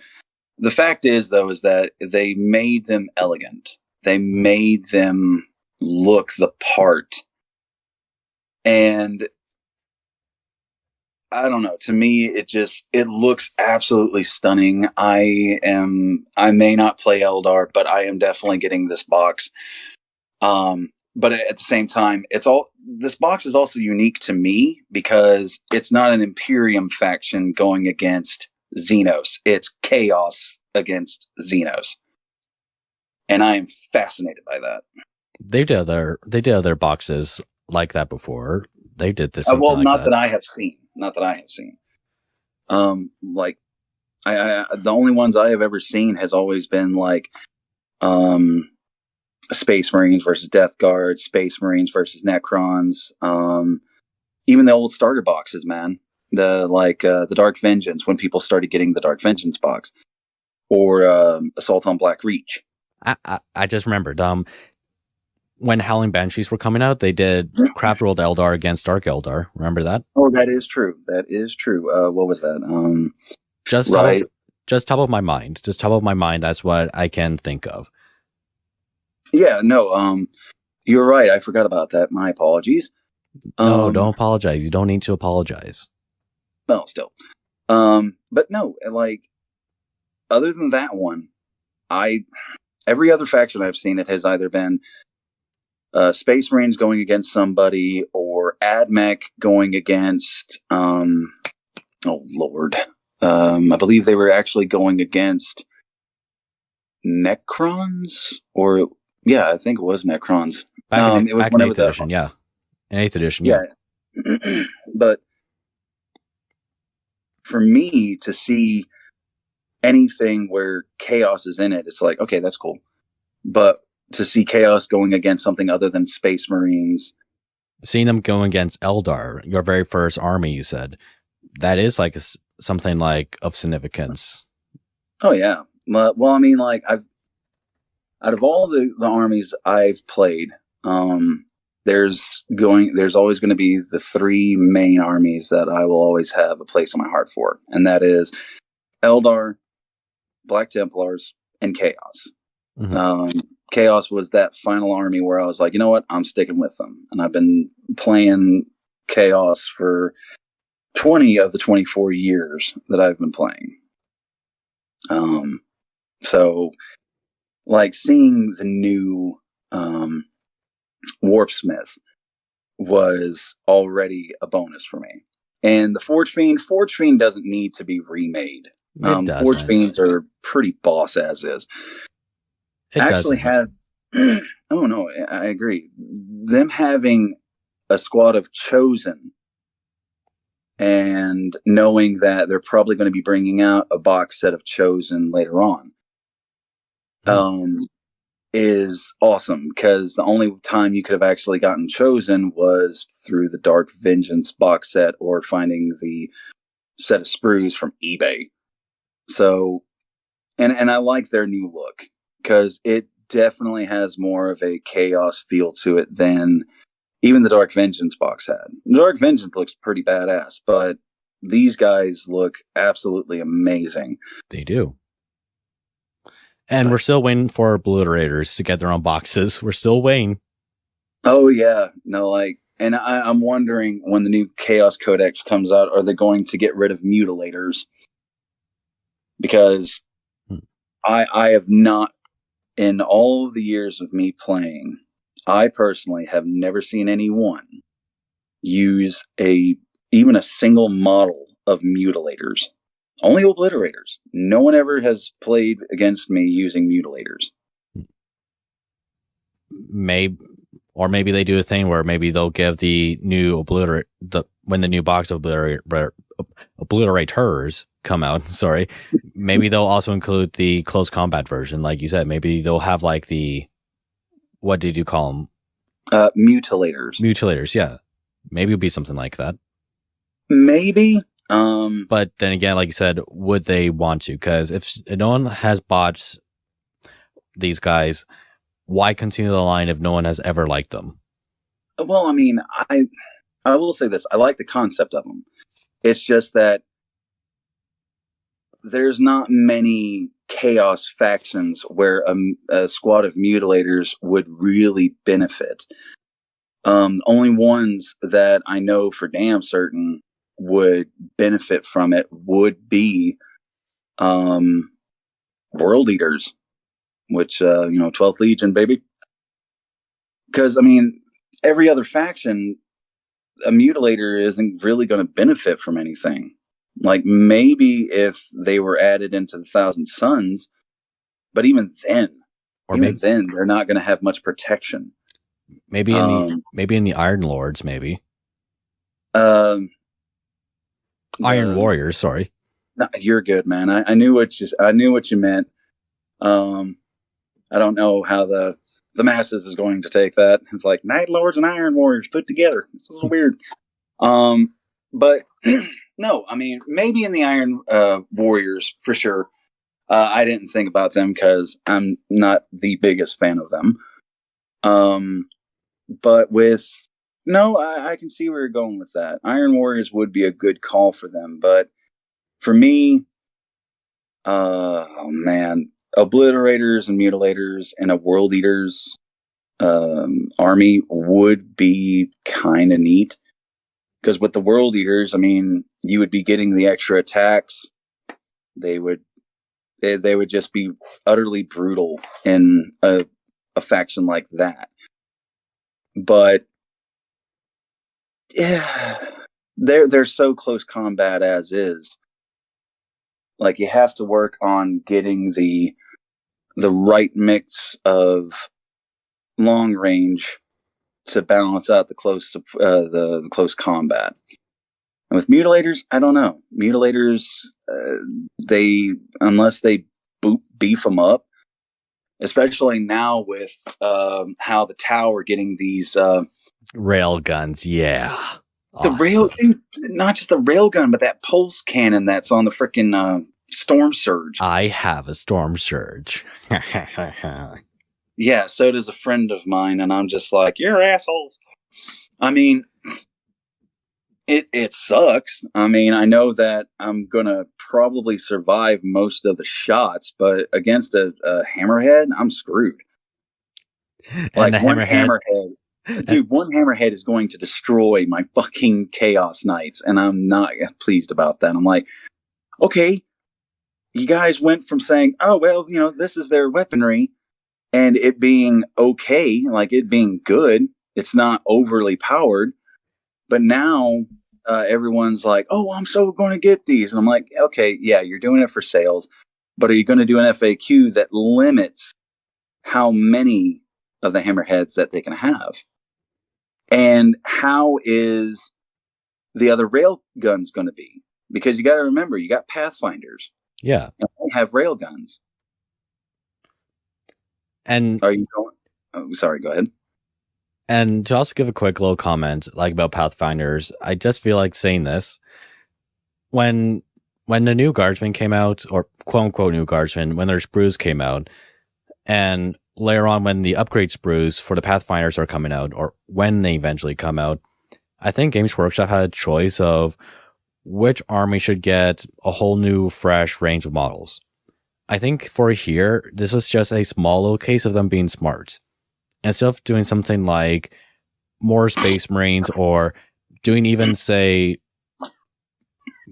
maybe I would have appreciated maybe seeing the whole new Guardsmen. Like, I maybe would have liked to see like female Cadians with female Cadians or male Guardsmen. I would have liked to see something like that. Yeah, I think it was best that they chose like Eldar, because that was an army that did need that. Like, oh god, yeah, dude. Like and even though the new Guardsmen or the new Pathfinders didn't even need new plastic models. They didn't need that. And in fact, the Tau are basically all cut up, and they have been favored by Games Workshop, maybe just below Space Marines, in my point of view, because of all the stuff that they were given, like near in 7th edition, I believe. Like, well, I mean, go ahead. And so when it came to things like the new Cadians and the new Pathfinders, they aren't new, but they gave them more heads and more weapons. They gave them, to quote unquote, an upgrade sprue. And I think it works subtly.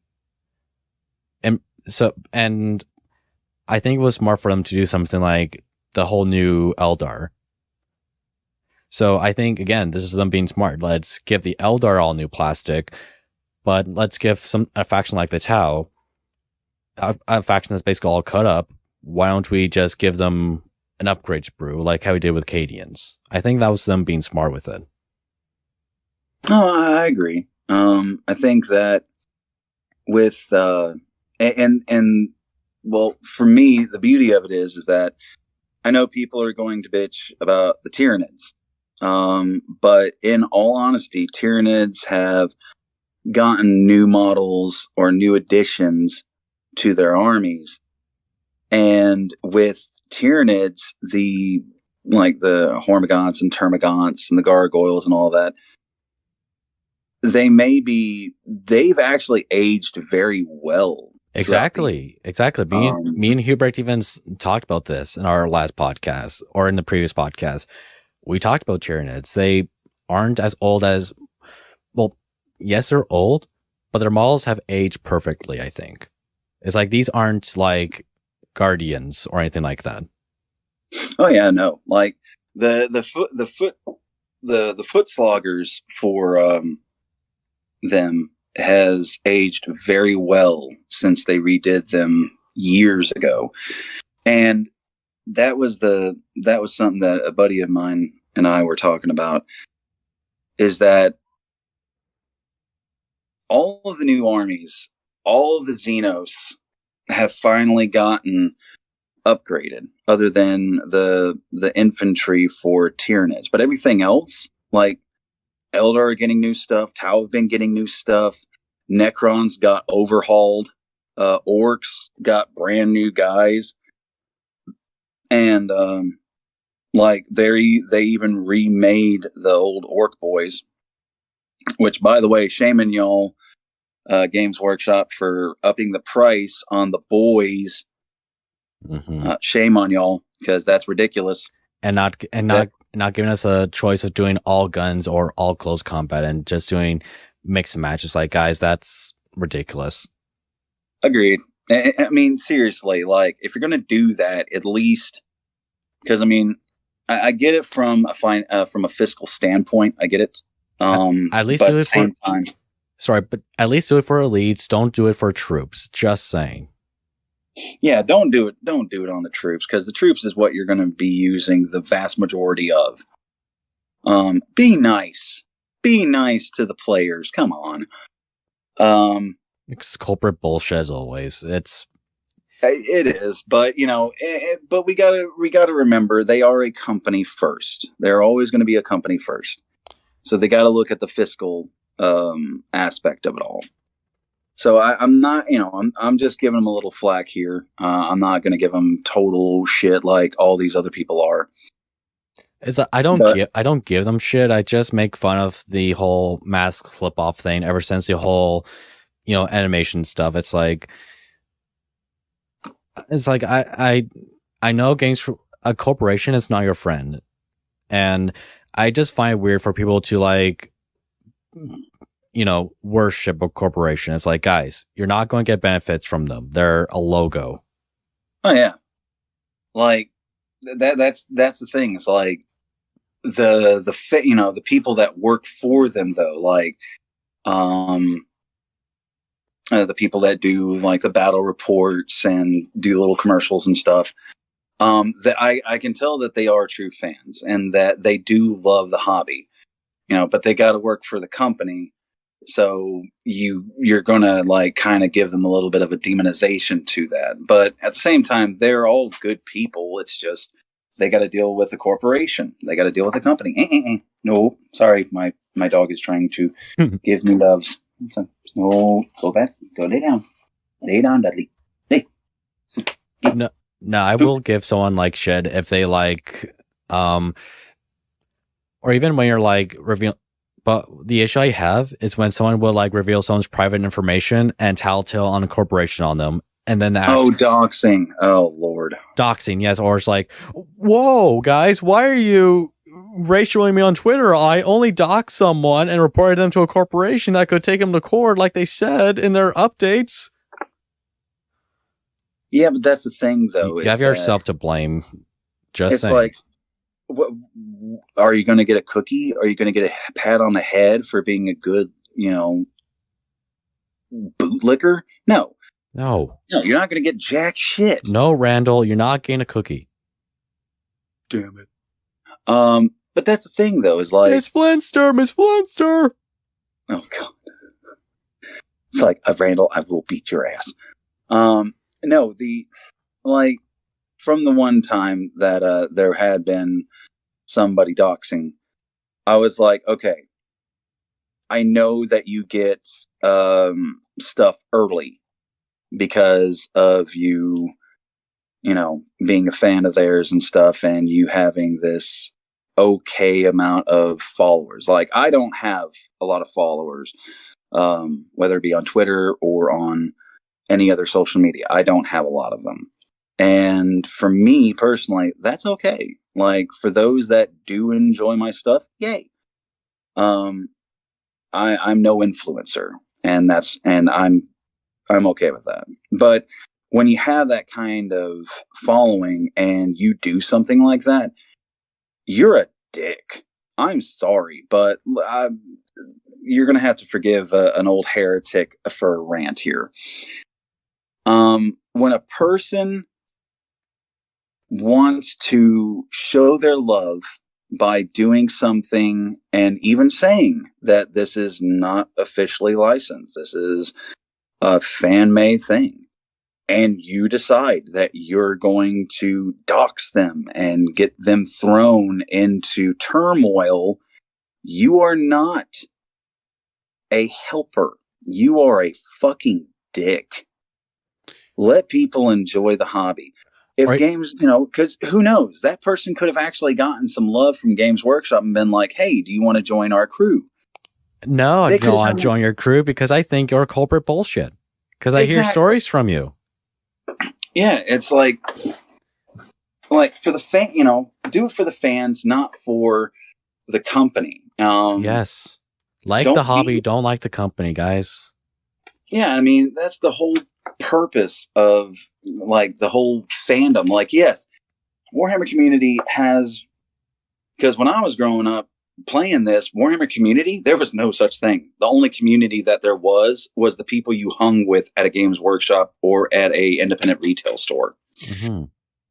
And that was it for, but because of how advanced everything has gotten in tech, and now we have a social media platform, and Warhammer is now it looks like it's starting to push forward to becoming a mainstream thing. No.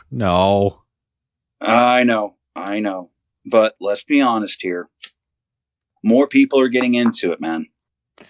It's not that. It's just the whole idea of them like it's like the whole thing about D&D, like how I said, how they just rolled over and all that. That's what I'm more concerned about.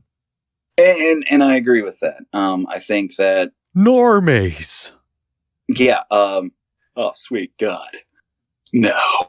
You got to remember that everything that, like the obscure, such as D&D and Warhammer, the more people get into it and the more of a word of mouth travels,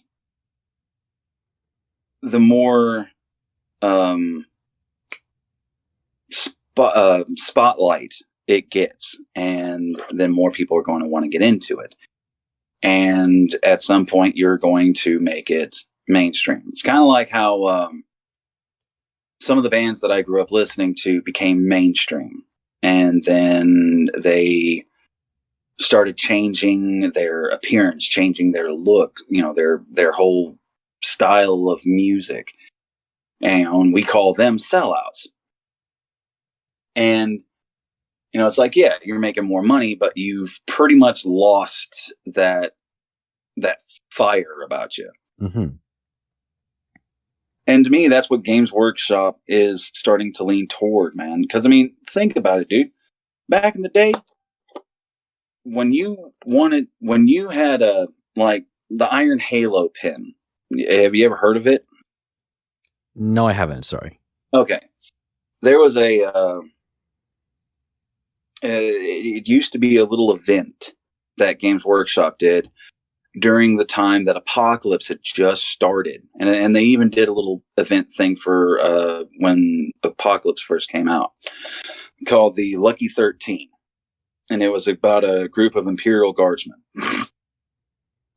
And if you did like so many games or so many events, you got a stamp.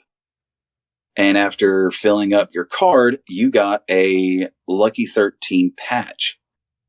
Well, they did the same thing with what was called an Iron Halo. It was basically a full circled halo with a skull in the center of it.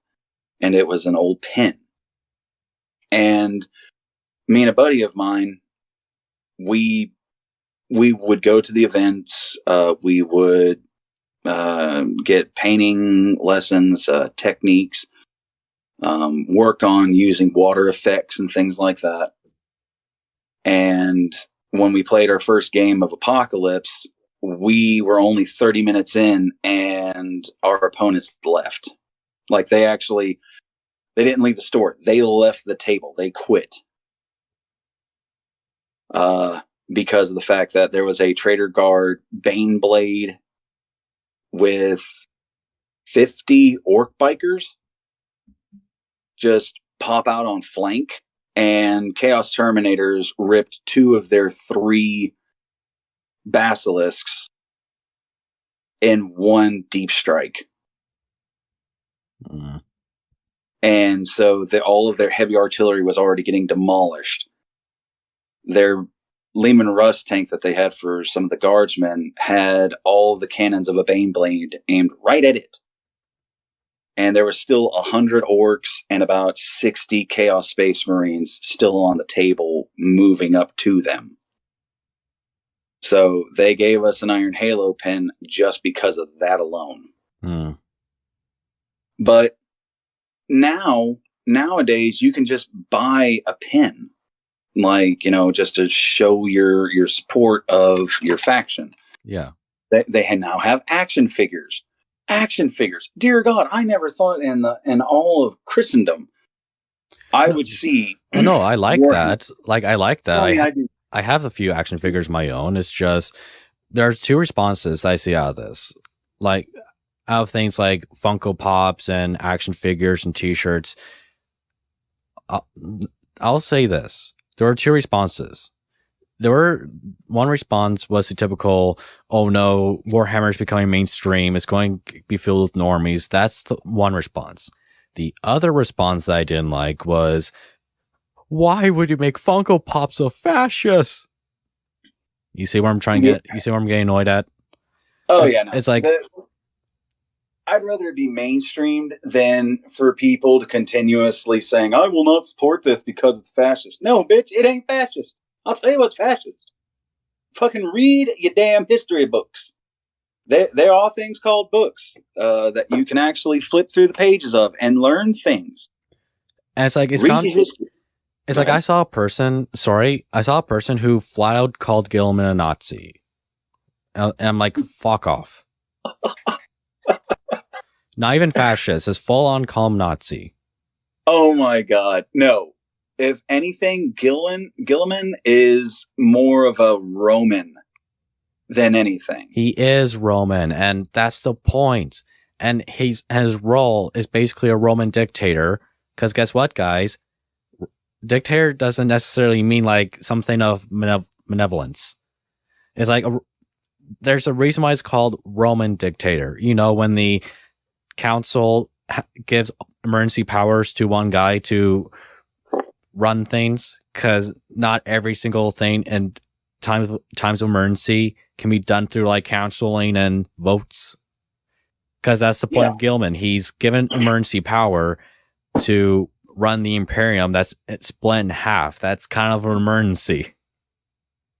Yeah, and see that's the whole point, is that if you really want to go about it, I hate to tell everybody this, but there is no character that is a straight up Nazi. You can call the Imperium a fascist dictatorship, and you are partially right. But if you look at every single Primarch, none of them were Nazis. They each had their own concept of things. Like even hell, dude. I mean, Magnus was based more or less on Egyptian. He is based on Egyptian, and that's what I get annoyed at. And it's like, guys, if the Imperium of Man, if you're trying to tell me the Imperium of Man is supposed to be Nazi Germany, guys, well, guess what? They are the worst Nazis in existence. Yeah, because they're killing their own people as well, not just going after the impure, as you all would like to put it. But everybody has their own unique perspective. Every single Primarch is based on a different form of history. They are. On a different form of nationality.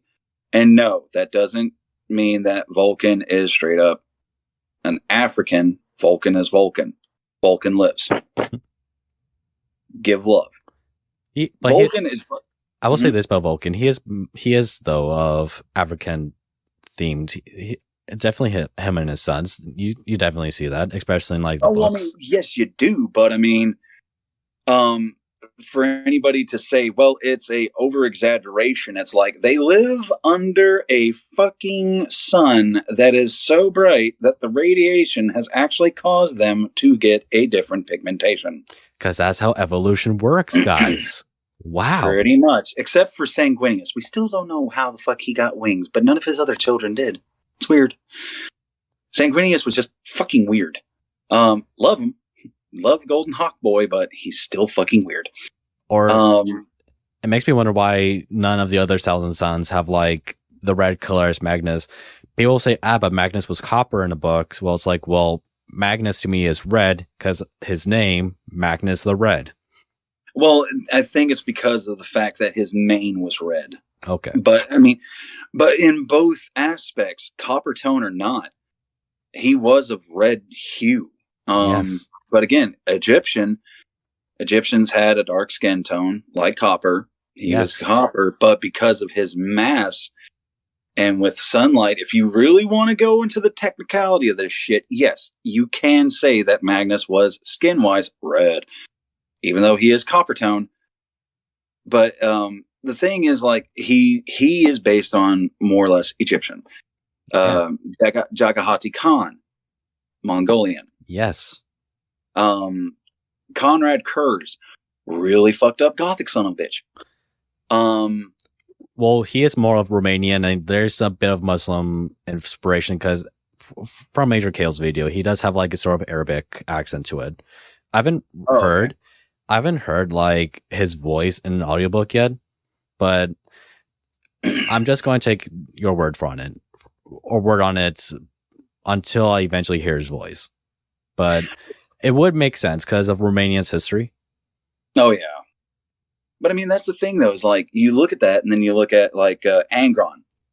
Angron has like a Russian, like he doesn't even have a Russian accent. Most of his Legion does.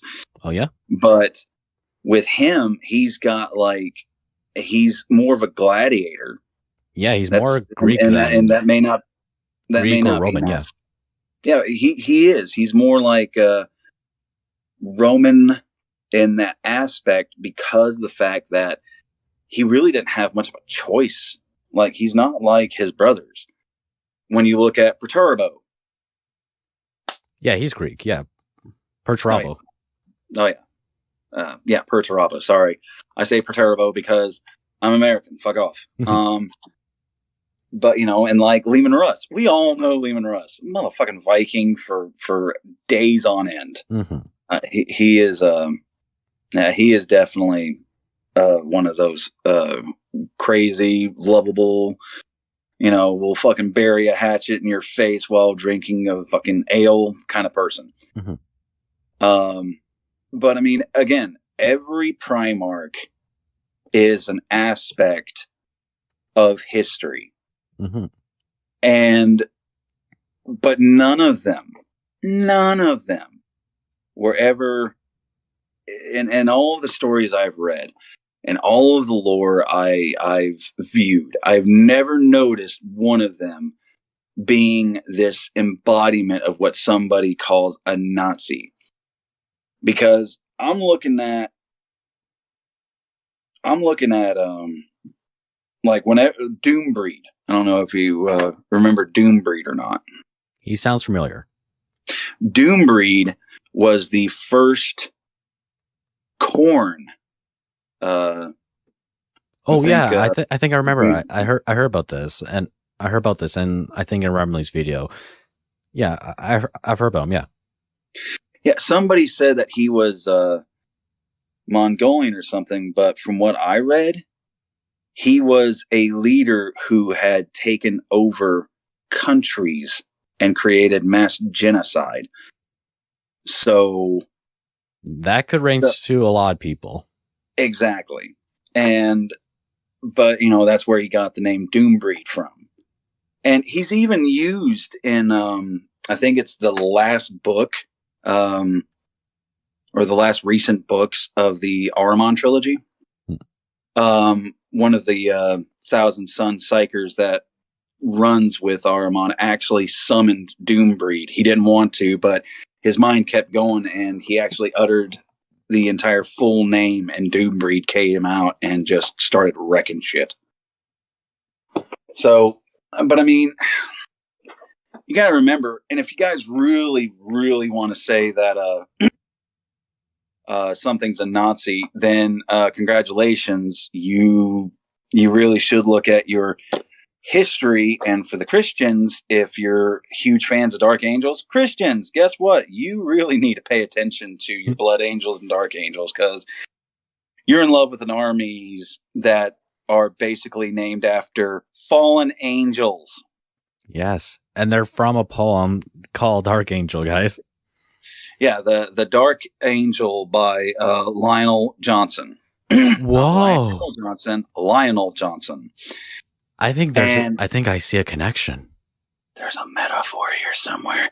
But no, like the Blood Angels, you got to remember, like, yeah, their planet is named Baal. They have a Baal predator. But Dante, Baal and Dante, we all know Dante's. Baal is a fallen angel. He's a demon. And then you go over to the Dark Angels, and we have Balthazar, we have Ezreal. Yep, Belial. Actual angels, yeah. Yeah, actual angels that fell. Or saints and all that. Oh yeah. So if you really, for the fellow Christians in here that are like, oh, they're not evil, your chaos is evil, they're demonic. It's like your characters are named after fucking angels that went against God. You really want to go into this route? Let's have fun, kids. And yes, I can be that asshole because I'm a chaos person. What the fuck, man? What do you expect? But then again, Balthazar was one of the wise men who visited Jesus, though. Well, oh yeah, that is true. But I'm talking like, because to me, every other character other than Balthazar was a fallen angel. Okay. Which, I mean, agreed. But I mean, that's what I'm saying. Like Belial, Azrael. Okay, yeah, I see. Because Asmodai, I think, was also a fallen angel too. Okay, I can definitely see the connection now. Wow, I didn't think of that at first. Yeah, most of your characters named in there, other than Balthazar, all of them are named after fallen angels, just about. So for Christians, yes, you get one actual character that is named after somebody that was aiding or in part the life of the Heavenly Father's son. Mm-hmm. Other than that, every other fucking character is named after a fucking fallen angel, aka a demon. So, yeah, let everybody have fun with that. Satanists, have fun, kids. You guys get to have a whole slew of interesting Warhammer characters. You're welcome. I don't think I heard anybody complain about Dark Angels, though, on something like that. That's not. No, they mostly just make fun of them for. It's like they're heretics. No, they're not. Make them repent. It's like, brother, I have fallen, brother. Oh, brother. I was like, oh god, that joke will never. Oh, okay, I get it. I get it now. Yeah. Though, actually, I think we've reached a good point where I can actually ask you some questions that people have asked of us on Twitter, if that's fine with you. Oh, no, by all means, go right ahead. Sure thing. So one of them comes from Atlas. Naust, what is your favorite guardsman regiment, and which one will you make your honor guard? Well, let's see here. Depending. If you're talking about Trader Guard, I have my own for them, which is the Prince's Drakes. And I actually have an entire story written about them. But if anything else, that is a very good question about, especially when it comes to the Loyalist Guard, because I've always loved the Death Corps Krieg. Mm-hmm. Okay. Again, not fascist, piss off. They're not even fascist. They're World War I German to French troops, guys. Come on. They are, and I love them. But also, I love it's really it's difficult for me because I love the Death Corps. I love the Vestroyans and the Armageddon Legions. Those will always be my favorites. So I can't really, if I could have a mix of those three as my honor guard, I would. But I can't just pick one because I love the guard in general are just badass. I mean, they're the real foot sloggers of the Imperium. They're the backbone. And you can see that in every aspect of the Imperium. You can see that no matter where you look. Mm-hmm. And this is actually our last question, actually. So why didn't you guys ask more questions? Jesus. Whoop. No, because if most people that I talk to on Discord, they hear my dumbass enough as is. They hear the they hear the redneck heretic. Like, come on, guys, you can ask more questions next time. Come on. But last question is, a hedgehog duct taped to a pickaxe handle, excellent improvised melee weapon, or just unnecessarily animal cruelty? I'm going to have to go with unnecessary animal cruelty because, look, you put an animal on anything, you're just giving the animal a bad day. If you can, look for a skull, especially if you can find one that has really sharp canines, then attach it to it. Chaos cultists do that all the time. They're not crazy. At least they're not being assholes about, animal cruelty. They'll look for the remains of an animal before they do that shit. I can just hear the PETA and animal rights people right now freaking out. It's like, oh my god. But no, I consider that unnecessary animal cruelty. Just use a rock. Use the axe handle itself. You can still beat someone's brains out with it. Well, if you want to make necessary a really effective weapon, don't attach a hedgehog, attach a honey badger, guys. That'd be more effective. Honey badger, yes, because honey badgers don't give a shit. They don't give a shit. No, because go to Futurama and you will see. Yeah. Go to Futurama and you will see the badger on the axe handle. Very effective weapon, very destructive, and the badger don't care. Badger don't get hurt. Badger don't give a shit. Mm-hmm. They will fuck you up. Oh yeah, but yeah, that's pretty much my answer there. But with all said and done, I think that's all the questions, and I believe we've reached the end of the show. Is there anything else you'd like to say before we call it a day? Like I said to someone else when they asked me that question, keep being yourselves. Mm-hmm. And yes, I am. I've had friends call me the heretic because of me being a chaos player for so many years. But I will say, be kind to each other. Be a positive force in your community. I can never remember his name, but in Charles Dickens' Christmas Carol, Scrooge's nephew once said, "We should treat each other as fellow travelers to the grave rather than as strange creatures bound on other journeys." We're all human beings. Mm-hmm. Yes, there is evil in the world, but don't always assume that everybody is wicked. Mm-hmm. Try to be caring, be kind, be supportive, especially in the hobby, especially in our community. If somebody's painting looks kind of iffy, they may be just starting out. Don't give them shit.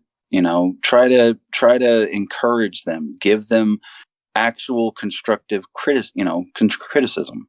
Don't be this person that says, "Oh well, that's utter shit." Don't do that.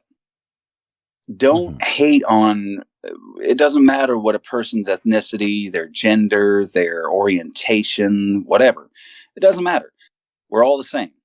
So if somebody's getting into the hobby or they've been in the hobby and they're good people, keep being good. Just don't be a dick. Enjoy your hobbying and share your love with other people. And the point. Sorry, go on. No, I was just saying, my point is, be better than what society has tried to make you think you already are. Be better than that. Couldn't say it better. And all I have to say about people who are freaking out about 40K, that, the whole, it's normalizing all these buzzwords. All I have to say, guys, is that don't take life too seriously. You'll never get out of it alive. Bugs Bunny. Yeah, no, and that's the truth of it. People look for things that aren't there. And, you know, I've had friends go into episodes of depression, and because of these idiots that think that they're doing something good and they're no better than the people they claim are the things that they hate. They literally are the very thing that they seek to destroy. Literally Anakin Skywalker. Yeah. It's pretty much like they became Anakin Skywalker into Darth Vader. And it's not right. That's not how many of us hobbyists of this community are. We're good people. I mean, we just want to enjoy our game. We just want to enjoy our game. Oh yeah. We just want to enjoy the game. We just want to spread the hobby love and let people have fun. We're not out to be on a, pardon the expression, crusade. And for anybody that thinks that we're being assholes, please keep in mind, I've traveled this country of mine. And at some point, I will be traveling the world. And I'm still going to be the same goofy, happy-go-lucky nerd that I've been ever since I was a child. I'm not changing anything about who I am. I wouldn't ask anybody to change anything about themselves. So why try to change some people just because you yourself have a very skewed view of life? Exactly. And with all said and done, thank you, Naust, for coming on to the show. It was really fun to have you on. No, my pleasure. It was great to be on here. Have a good day, everyone. Take care.